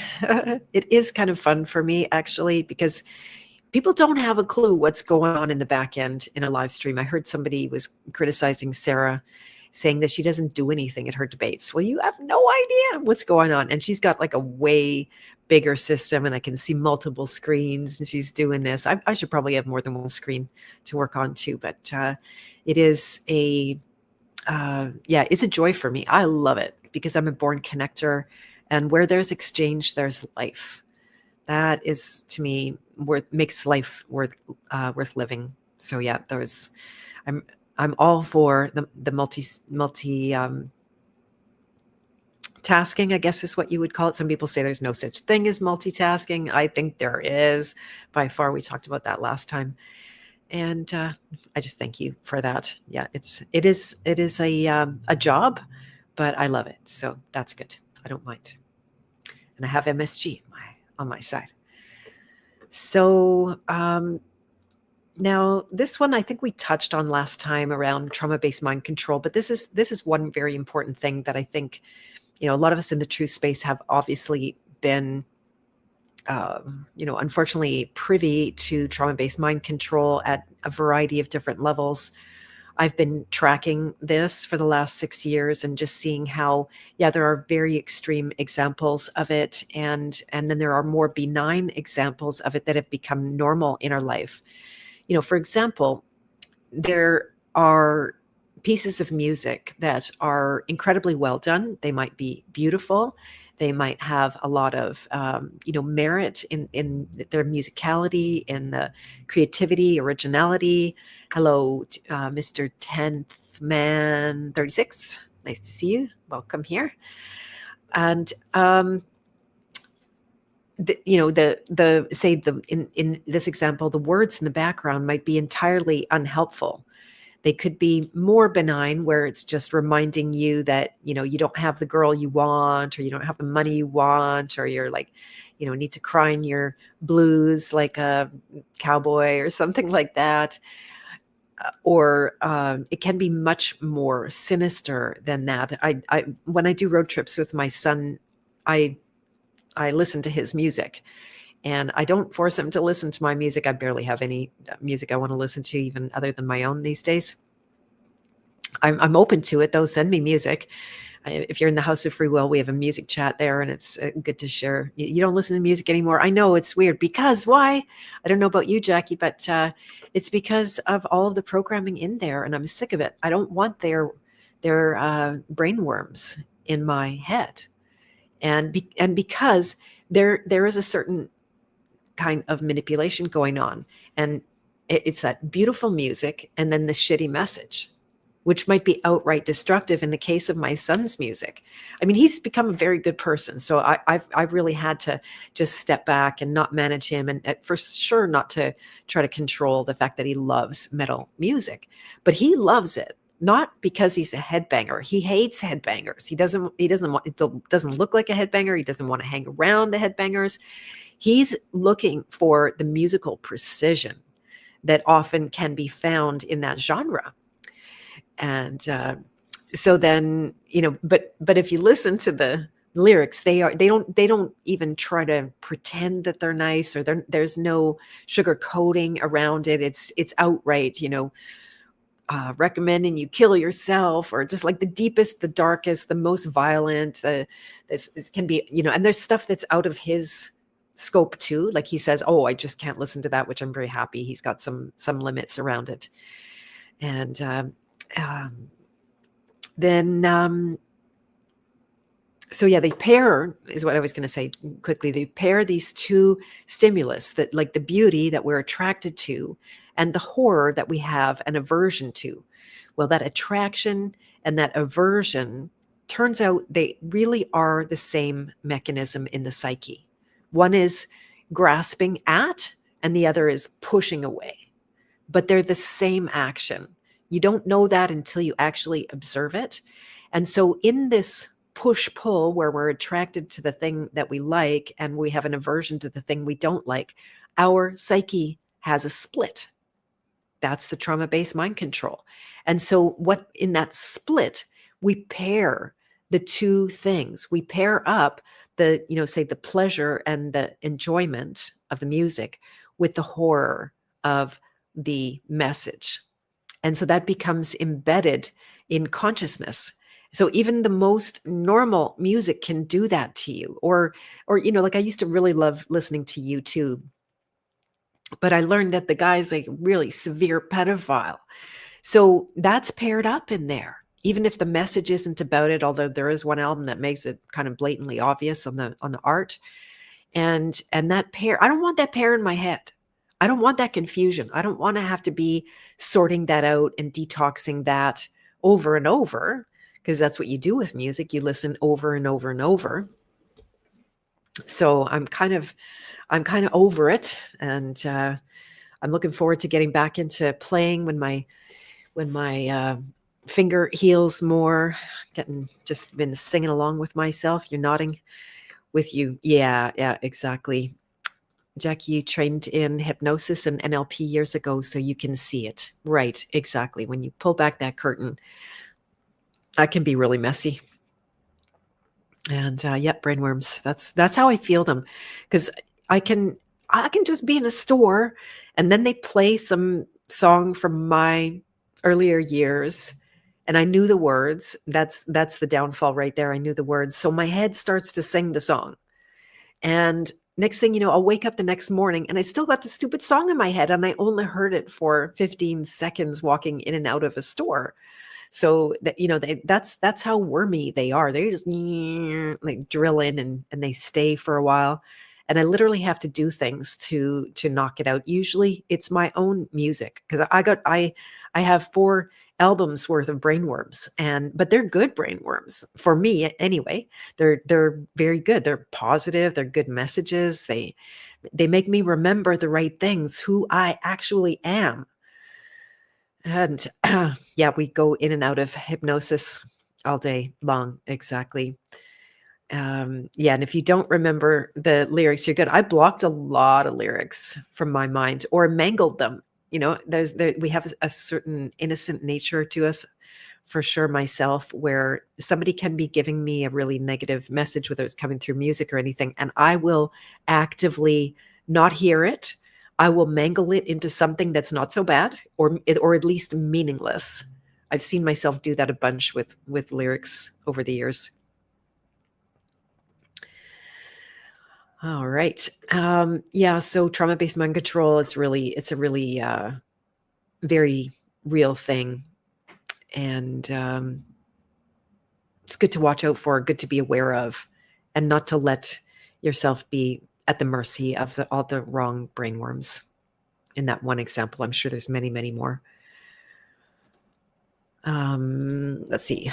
I want to talk about nostalgia, which is a kind of memory-based experience where we have past experiences. I admit I've never been that vulnerable to nostalgia, but I am more so now, for sure. Like I said, nostalgia about the old airports when they used to be nice and easy and casual, and didn't have to take your shoes off and go through like a humiliation ritual just to get somewhere, have somebody paw you from head to toe. Yeah, exactly. That I was just thinking that exact thing, Jackie. That the media, it's absolutely full of it, and the more multi the media is, the more avenues they have towards your sensual memory, and being able to like stick and I'll use the word park in your consciousness with those things. So yeah, they're really good to find and take out, or just not put in. That's Garrett's philosophy. If you don't put poison in, you don't have to detox it, right? That doesn't mean that I won't be vulnerable to that. I'm not judging it. There are times when I want to watch a movie. I'm always looking for a good movie for when I really just, I don't want to go to sleep, but I don't want to create anything. And I my eyes are tired maybe, and reading a book would be good. And I don't want to be in total silence anymore, although I do that a lot. And then back to nostalgia. Yeah, so nostalgia for the past, and it's easy to want that, how simple things used to be. I'm kind of nostalgic about the old internet. You guys can share with me what you might be nostalgic about, like the old internet, where when it first started, it was based on what they call organic, not algorithms, but organic traffic is say a technical term for that. That if you made a post and people would see your post, they would just show the people that you were connected to your post. They would just show them. What a concept! They just show you, and then if it was a good post, if it was thoughtful or helpful or entertaining or whatever the qualities that you measure the standard by, or whatever your standard is, then you would give it some love. You would give it some attention. You might make a comment on it because why? It inspired you organically to do that. Well, those days are completely lost. We all know we're dealing with algorithms. We're being steered in certain directions. If I turn on X, all I'm going to get is doom. It makes me turn away from it. I guess that's one of the effects they want to have. Or, if I'm stuck in there, I have to go looking for people. And even the people that I like there on X can be quite negative, I think, because of the environment. And so I'm nostalgic for the old internet. And, could we ever have that again? Probably not. It's gone. Let it go, Beth. Let it go.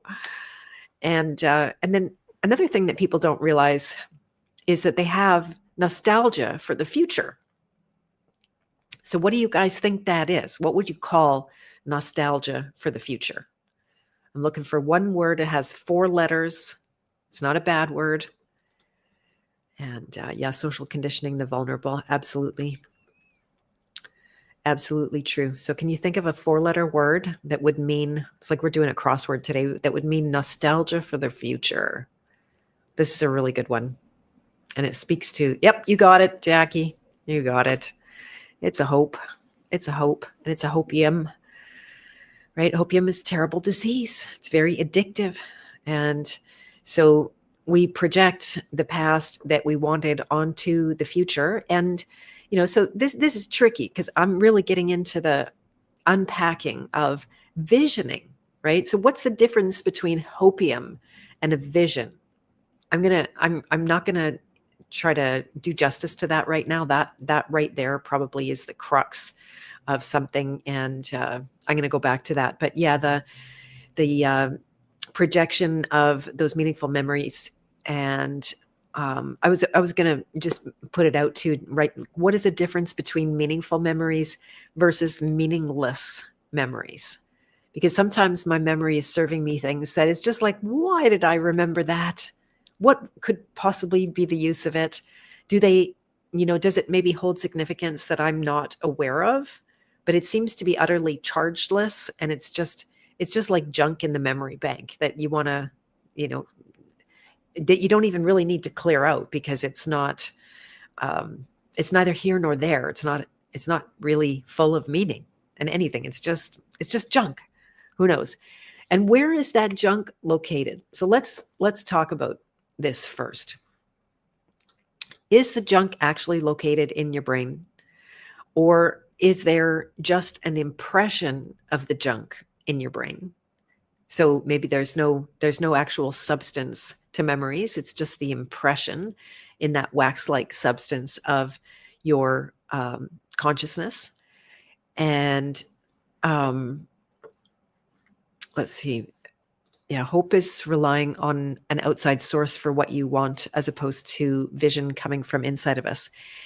Right. That could very well be a big crux of it.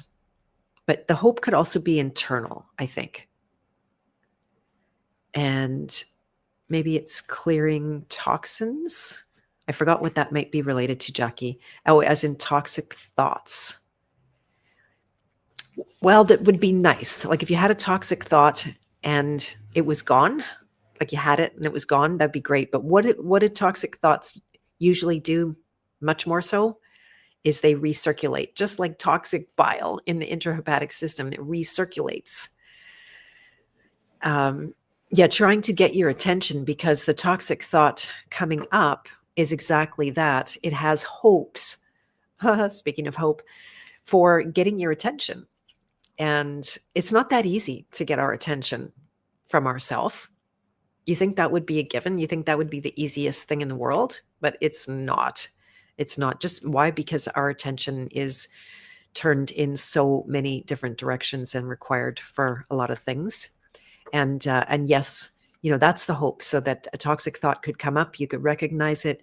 You could drill down. What are the feelings around it?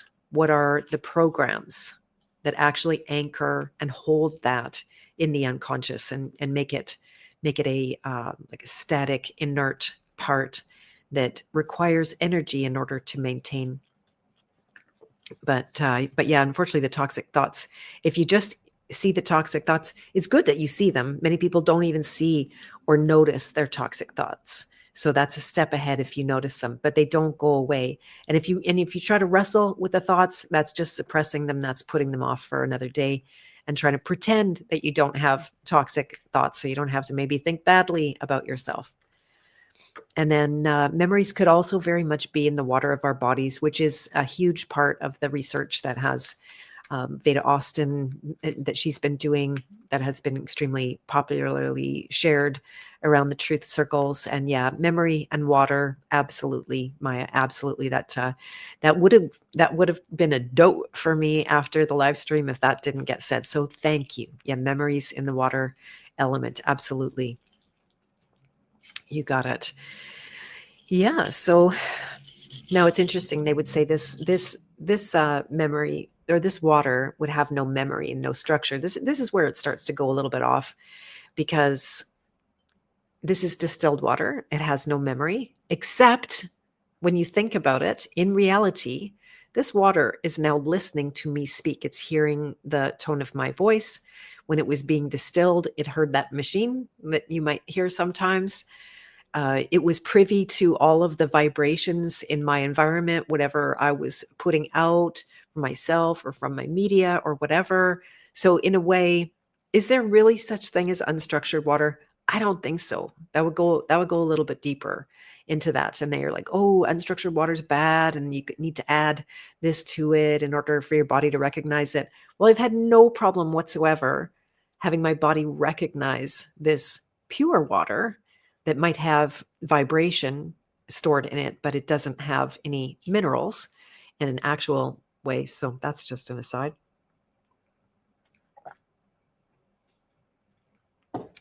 But yes, to the water and the memories, absolutely. And that close link with the emotions, which is also a water element. As far as storage goes, also, this was something that someone reminded me in the chat from the last episode, the Remember One, and that's about the nature of the Aakaashik record. So I love the word Aakash. Does anybody know what that means? Give me just 1 second while you guys are answering. I'll be right back with you.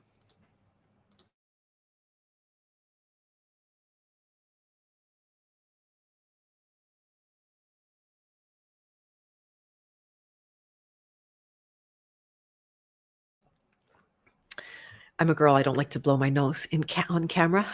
I notice Garrett does that all the time. I don't judge him, but I'm a girl.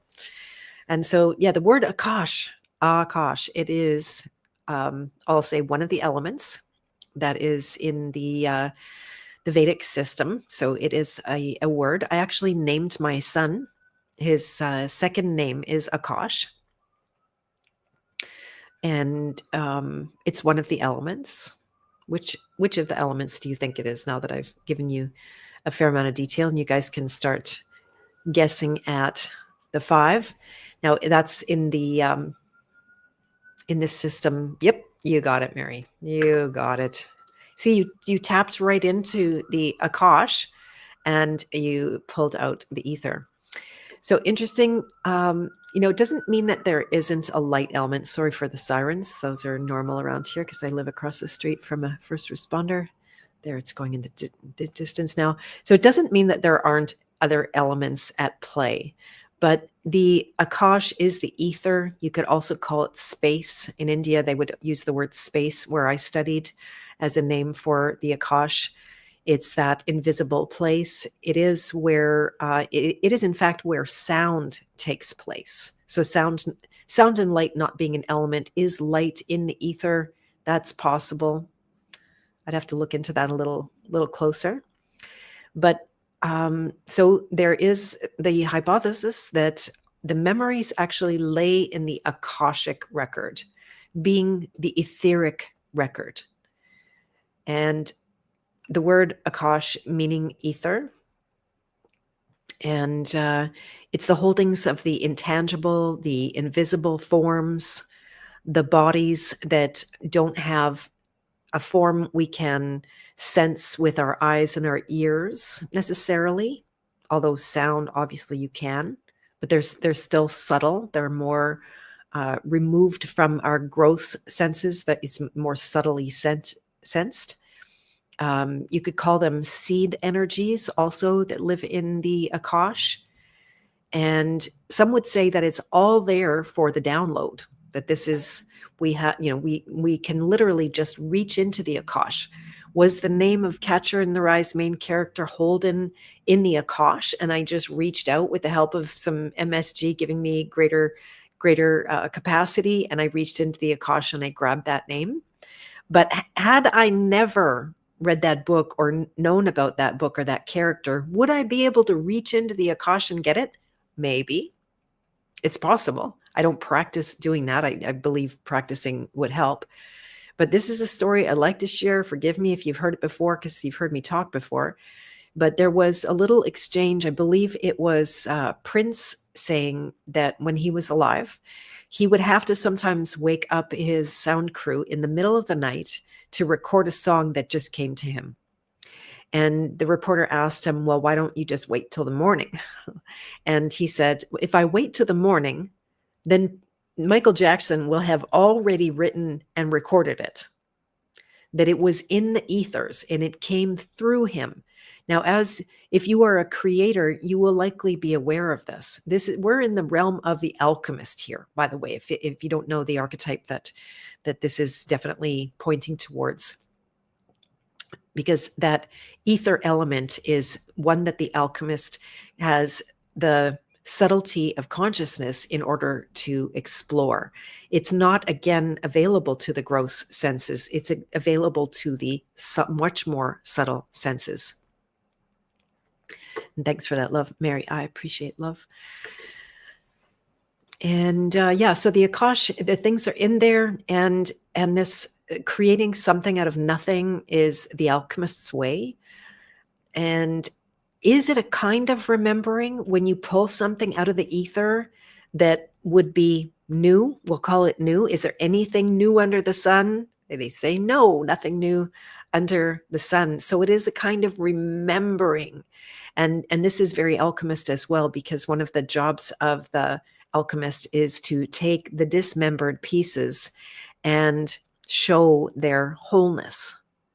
Some would say put them back together, but really it's just revealing the wholeness, that the split is not actually in reality true, that oneness is actually in reality true, but that we have the experience of the split, and then this, pulling from the ethers and just downloading. I have a lot of experience of that, a lot of experience of downloading. And it's usually when you're doing nothing and you're not trying to download, and you're just open and you're available, and your consciousness isn't too busy, needing all of the skills and faculties of your mentation kind of thing. And I'll do this often in the evenings, where maybe I'm just cleaning the kitchen a little bit, or I'm just walking around, I'm just moving my body like we talked about at the beginning, and I will just open my consciousness, not with the hope of downloading, but I'm just open, and I'm available. If there's anything to come through, it often does come through at the same time. So and that's, I used to use this example. I don't know if you guys think DNA is fake and gay. It might be, and it might not be. I don't know. But apparently it was discovered in two different parts of the world at the same time, and could not have been thought of. It was pulled from the ethers. Hello, Miss Sarah from Raging Tomato. So nice to see you. I'm glad you're here. People want to go up and watch our live stream. I really enjoyed that conversation on my channel, and I enjoyed the one on your channel as well. One of the better interviews that's been done of me. And so the Aakaashik record, it's there, it's available. Is it the ultimate truth of it, or is it just our way to have describe the indescribable? And you think it's the water of the memory of water in the blood? Yeah, interesting. I'm sure the blood holds a great deal of memory. We've been looking a little bit at Cain and Abel. That doesn't mean I'm religious, by the way. In the House of Free Will, author Mark Archer and I were discussing that in a couple of different snippet episodes, which is the private podcast in the House of Free Will. And when Cain killed Abel, his blood cried out from the earth. And then so that kind of points to what you're talking about, the memory in the water of blood. So yeah. And then, oh, interesting. And then that's what you think might be the DNA. Yeah, fascinating. Rather than the, what is it? Deoxyribonucleic acid. Deoxyribonucleic acid. I haven't said that in a long time. See, that why is that in there? Who knows? MSG. All right, so that's, I know the Aakaashik record, that's not even scratching the surface or doing justice to that massive subject, but we'll leave it for now because I've been on for a while. And let's see, let's talk about past lives. Past lives are something that people discuss all the time. Was it Cowan that debunked the DNA hypothesis? Yeah. Well, that's interesting. Cowan's got some issues, say personally. But whatever, it's another subject. And yeah, so past lives. Do you guys think there is such thing as past lives? And what do you base that on? Who has past life memories? Does anyone have something where they actually just know it's a past life memory? I was, for example, in India in my early days. I don't know which of my 8 trips it was, but I had lots of psychedelic dreams when I was there. The work was so deep and so intense. And I had a dream that made something of my whole life make sense. I don't even know how I relate to it right now, but I do have a memory of it. And so I had a dream of being, okay, I have to back up a little bit, that there was every single time I would come across native drums and music, and especially the chanting, not maybe recorded music, but it would be, when you were in a ceremony of some kind, or a sweat, or some kind of event that is somewhat accessible. Like we live in Native American country here. And every time I would hear that traditional music, I would start to cry. There was something that went just so deep inside me. And I would just cry. And I made it mean that this was maybe a past life memory of me being persecuted in that context. And that's why there was just so much pain and so much sorrow around it, that I would always cry. It would move me to tears. So I made it mean that. And then when I was in India and I had this psychedelic dream, the dream told me I wasn't being persecuted. I was the persecutor. And that's what all that pain was about. So that was fascinating to see that myself on the more the side of the one that was raping and pillaging. Well, I don't know about the raping part, but doing all the wrongs, let's say. So that was kind of fascinating. And I was very convinced it was a past life memory that made something the rest of my life make sense. And fun fact, your name is Diane. Good to know, Mary. Keep calling you Mary. Not sure why YouTube uses that name, but that's good to know. Use Mary when you talk about your son Jesus. True story, when he was nicknamed Jesus in a school as he had long curly dark hair. There you go. Yeah, lots of Jesus kids out there are looking like it. And as a young child, you used to say, "Mom," when I was a little boy. Fascinating, right? Yeah, I think children give all kinds of clues to possible past life memories. And yeah, so it's hard to prove. Reincarnation is pretty hard to prove. Here's another past life memory that I have. And it is just before this. This was something that I saw on what I thought was my deathbed, when I was really in a liminal place between the worlds. And I saw that if I gave up and died in that moment, if I died, not gave up, it wasn't a question of struggle anymore. It was way beyond my will. But I knew that if I did die at that time, that I would just have to come back and start all over again on the same project. I knew that It revealed to me there's no getting out of sacred purpose. One of the major, major life lessons that I've been through. And I had a flash vision of a memory of, it was like I was hovering, and for a moment I saw that I had the choice to enter into this world again with the memory of this world, about how weird it is, about how intense it is, about how stupid it can be, how much pain and suffering there is. And that's not all, of course. That I only named the intense things that could easily make me decide to not come back again. And then in this memory, I saw everything. I saw myself. I knew who I was, and I said, "I'm going in again." And then that was it. The memory closed, but I have that. I'm going in again. Those were the words that I used. So that kind of points towards some kind of past life thing, where we come back and keep up the good fight and stand up for the right things and speak the truth. Do satsang. That's one of my favorite words, keeping the company of truth, which I consider this to be. So thank you for coming for that. It's more fun with people. We don't start a blank slate when we're born. We come with stuff, right? My son came with a sense of humor. He didn't get that from me. Maybe he did. I don't know.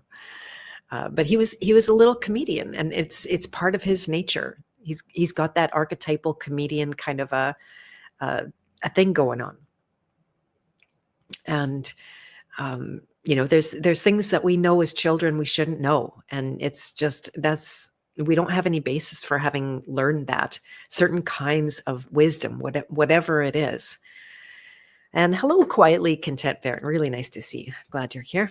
I am just starting to come to the end. My gosh, this has gone quickly. Almost 2 hours I've been here. And, some people would say like that we come in with data. Some would call that karma. Karma really in Sanskrit, it just means action, and the accumulated actions and the results of the accumulated actions that might disappear. That's one of the definitions of a realized totally free being, is that when they run their hand through the sand, it doesn't make any marks. So their actions don't produce what we call to be karma. They don't produce the energetic memories that might be the drain on the life force, the programmed drain. So maybe that's exactly what's missing when they run their hand through the sand or the water. It doesn't make a ripple. They can still have that action, but that's one of the glimpses that I've had into that, utter freedom where action begets itself, that it's just flowing, it's just doing. This is part of what we're going to explore in January in Creator Code, and this, what pure vision is that would lead to a more pure action compared to the thinking of and the muscling and the efforting and all of that kind of thing. Hello, Genevieve, Michelle, nice to see you. You'll have to catch most of this on the recording, but I'm glad you could make it. Looks like this is getting out a little bit, and that's really nice. So yeah, the past lives, that makes the inner life kind of weird to sort out. People would ask my guru on the mountain about past lives, and his answer was actually super responsible. I can't recommend him. He had a lot of problems, including pedophilia. And but he had a very wise answer to this. And he said that don't focus on your past lives. Don't try to have memories. Don't use past life regression as a way to go and dig up. Past life regression, by the way, is just your current memories in this lifetime. But if you try to go digging in past lives, you're off point. And he would say things like, don't you have enough to deal with in this life? You got enough. If you deal with all of that, then go and try to deal with some past life stuff and all of the grandeur around it. Like, oh, I used to be a queen, or I used to be someone really special, and all this, like, I'm not special now, so I'm compensating, trying to make up for the fact that I'm not special. Who knows? All of that. It gets into a lot of woo-woo that I don't really want to go there, but there's something. So I am curious if you're hearing this in the chat right now, or you're hearing this as a recording later and you want to leave me, if you have any past life memories that you know are bona fide memories that you experience in that way, then that would be cool to hear about it. We, of course, do have cellular memories. We talked about muscle memory, cellular memory, maybe back more to DNA. The memory that Jackie was saying is the of the water, but both Maya and Jackie were talking about the memory of the water. I had a recent experience of cellular memory when I had a birthday dinner with my sister. And I don't see her more than, once or twice a year at the most. And as we were talking, there was so much DNA kind of syncing. If it's DNA, I don't know, but there was something was syncing with us that I can have conversations with close friends, other people that I'm not related to, and I don't have this, but somehow in that we share something substantial together. And that was felt. It was so, and I know we both felt it, though I doubt either of us could have articulated it, but there was just this cellular memory, like, oh, you're one of me, we're related, we're the same. I know that when I got sick with cancer, it was definitely some ancestral memory was coming through there because I had a lot of visions. I had memories that I couldn't have in that case. Now I knew some of the stories of the persecution that my ancestors went through, how many of them didn't survive. My great grandmother was, attacked and murdered, and never to be seen again, and created a lot of ripple effect, let's say, through the family that did survive. And I definitely felt like I had their ancestral memory of the horrors. I literally went through in the healing process from that lymphoma. I went through the horrors of their experience and came out of it the other side with much more, awakened awareness and health. And so ancestral memory, to me, that is a real thing. They talk about the bones of ancestors and how, you want to be close to the bones of your ancestors. Why? Because they're still transmitting information to us, and we still need that. That's why they whatever. But, we've ended up being remote from our ancestors' bones. They're not in most people's backyards. Like, right? That's like, I think it might even be illegal to bury the remains of a body in your backyard. I think that is, in fact, illegal in cities. And they're relegated off to some cemetery, which is not where you are and where the rest of the family is. There probably was a day where the family's farm is exactly where you buried the bodies, or out in the, close by forest or something like that. I know that relics are pieces of different saints, and they make sure that their bones don't end up together. They end up in different locations, in different cathedrals and different structures. And someone was hypothesizing that that's so that they can't have any coherence, because with all those bones together, they might make a much more meaningful transmission to the people. So is that why they, there's gory Satanists moving bones around and stuff like that?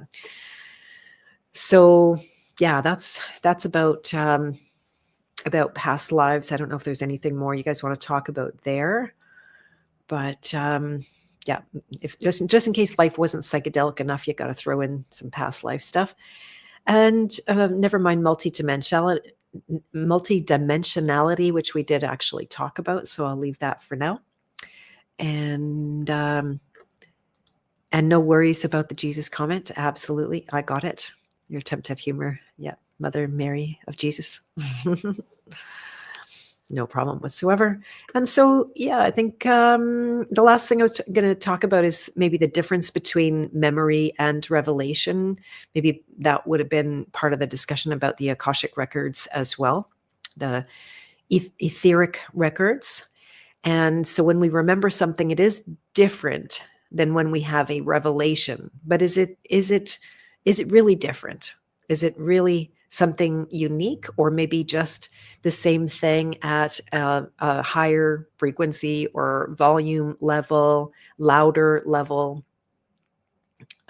There's a difference between something that is remembered and something that is heard and revealed. They have, like, for example, in Sanskrit, I believe the word is shruti, and that is the revealed and heard knowledge, kind of like when you're just an open vessel, I was describing, and then something comes through. So that's more of a revelation, but it could be on just a scale from that faculty of memory. It's also very possible that, it was when we were doing the astrology reading yesterday, Topher was talking about how different houses have different kind of things. So, like, if I'm getting this correct, the ninth house compared to the third house that it opposes, the third house is much more of a mundane kind of reality, and then the ninth house is going to be more of the etheric, the spiritual, the higher mind, the loftier side of that. I tend to live more over there than I do in the third house, for sure, and I can miss the details of the third house as a result. Can be important details. And wisdom earned sometimes feels like old knowledge that had been lost. Yeah, you got it. Exactly. And taking knowledge and turning it into wisdom, that's a totally different thing. You see a lot of young people with a lot of knowledge, and that's like, it's good, but it's dangerous, especially in the health arena. I think you've heard me say I'm not going to take health advice from a young person again. They haven't been through enough of it to know. So Garrett's like the youngest person I'd be listening to about health, and he probably has some interesting experiences ahead of him, and maybe not, because he's really prepared himself not to as well. So back to Revelation to see if there's anything more. Again, we're into the alchemist work of the and being in the ethers element. Here's one last thing I'll talk about is tracking of not just memories, but tracking of the rememberer, tracking the tracker. So I noticed that with memories, how there's this function, and this is me. I'm a self-employed person, right? So I'm responsible. If I don't remember, no one's going to remind me. If I don't follow through, then there's nobody sitting there wagging their finger at me. There's nobody withholding. Hello, Topher. I've been talking about our reading yesterday. It was so fantastic. Great to have you here. I really enjoyed it. I got some good gems I was going to tell you about. And so, yeah, I was watching myself tracking my own memory or scanning my own memory and looking like, did I forget something? That's usually the thing that, we're afraid to forget, and how much I actually keep in my memory is staggering. It really is. But of course, it does fail, and I need to resort to writing things down and keeping things on my calendar big time. I'm actually really religious about my calendar, because otherwise it's useless. If I think I'm going to remember, I even have to put the personal things in the calendar, just because there's a volume I can't hold in my head. And then, so I've been watching, this is all to say, I've been tracking the tracker. So it's one thing to just observe myself, noticing that I'm always scanning the memories. And then, but who's that tracker that could track the tracker that tracks the tracker? Right now we're in the house of mirrors. And it's pretty fun, because it might sound just like words that make no sense, like I'm doing word salad here. But I do encourage you guys, maybe I'll leave you with this exercise, to try to track the tracker, whatever you're tracking. It could be memories, could be sense experiences, could be information, could be like we're trackers. We're as beings that have our more, say, primitive side to us that is really based in survival. Then many people are tracking for danger. So a lot of people got huge skills in that arena because they didn't have a very good childhood. They were in some danger, they were neglected, or they were in volatile environments, and so that made their tracking very amplified, and the skill of that to be very strong. Kind of sad, but it's a gift nonetheless. So to some degree, I do have a strong tracker. And so if you track the tracker, and see if you can track the tracker and track the tracker. See what happens. And we'll talk about it next week if you have any feedback about that. And is that what that means? Vedanta Advaita? Or is that just the source of that? Which at the end of the day, all the sources start to blur for me, but that was definitely one of my sources. So no doubt I picked it up there.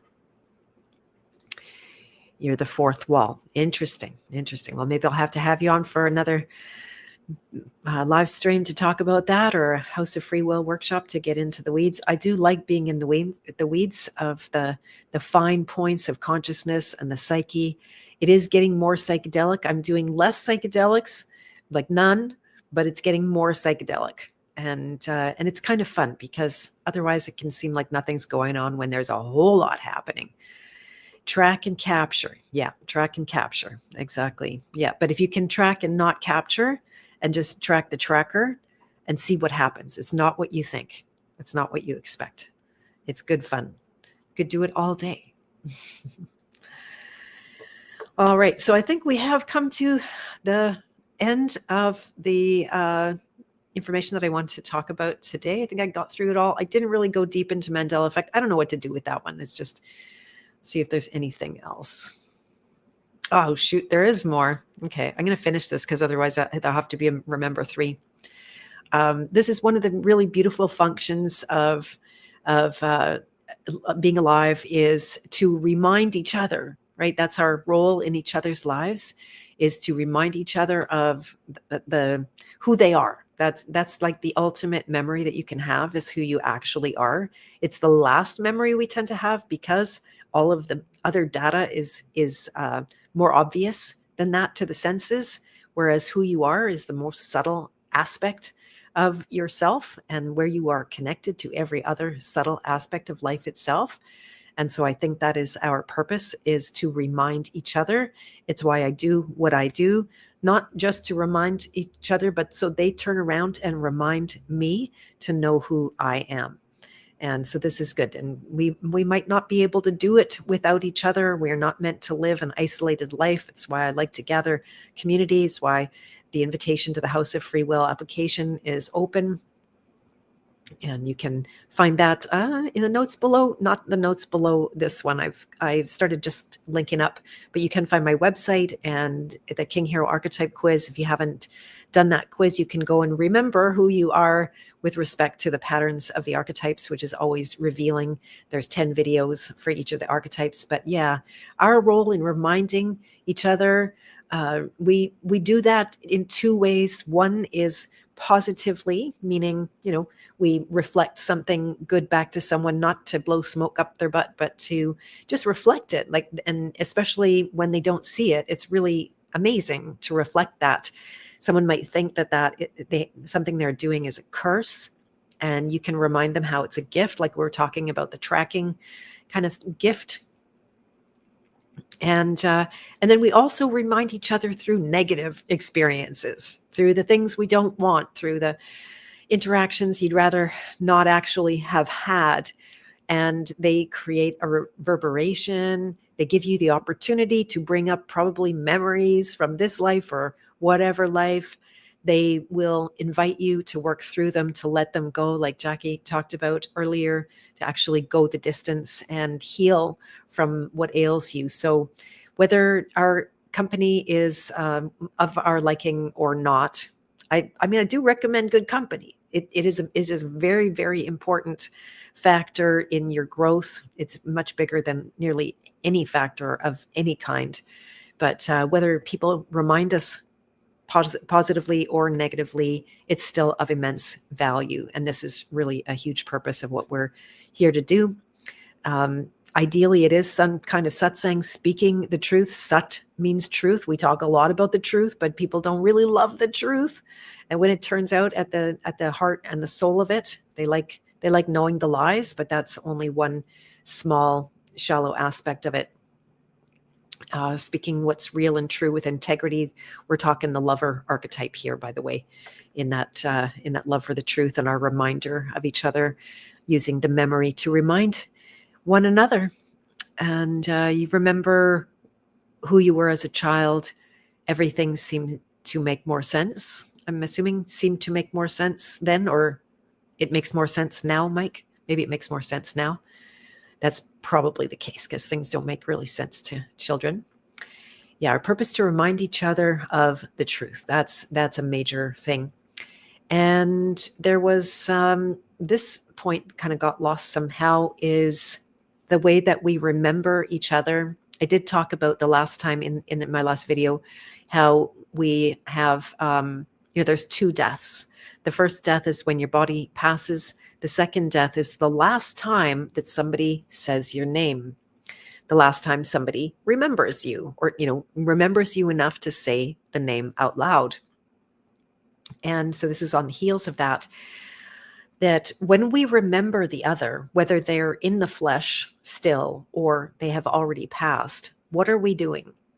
We think we're remembering them, but it's not actually like that. If you get really close and put that under a microscope, you're going to see that your memory of them is actually an identification process. You are identifying them with your thoughts and with your feelings, and unfortunately with the programming underneath all of that is fear-based. And so that identification ends up being an experience inside yourself. This is a very beautiful thing if you are in that position to be able to see, how do you identify people with your own internal experience? And is that working for you? Is it life-giving? Is it actually helping you in your life, or does it drain you and turn into something that you need to suppress and get away from? Then that's not working for you. So yeah, that's a kind of a big subject. And so yeah, that we think we're remembering that person, but we're actually recalling our own data with them that is maybe creating the relationship, that is the level that relationships take place at. Maybe we do have the potential to have much more pure relationships that are not based on the projection of identification of our own data, where that intersection and that meeting and that co-creation of a shared experience actually meet. I think we're yet to see a great deal of the evolution potential of that. That's a lot of words, boy. Okay, well, I think I did it now. Oh, shit, there's one last one. Okay. I keep promising to leave you with something. So this was the last thing, just so I don't have to do remember 3. Okay, you guys, is that in order to remember something, it must first be forgotten. Is this true or is this false?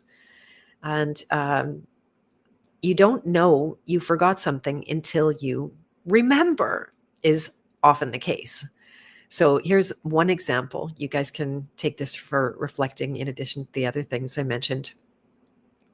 Is when I have a dream about, I'm usually in some kind of a pickle and I need to get away, right? So that's a lot of, especially childhood dreams were like that. Not so much anymore. At least I'm not remembering those ones.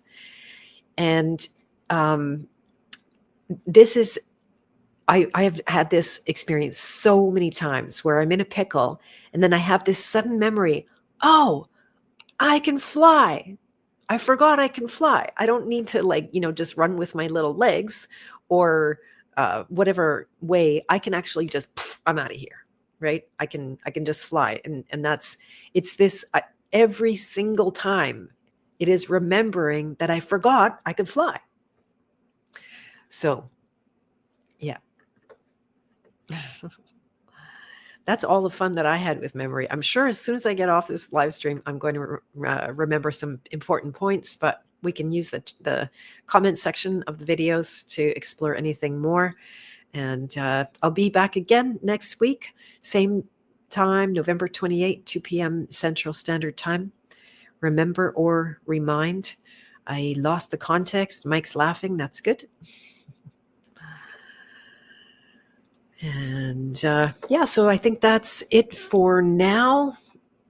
I believe I will leave it at that. So lots of love to you guys. I am in the process of creating a new extra, but in the meantime, I have the older one all ready and queued up and ready to go.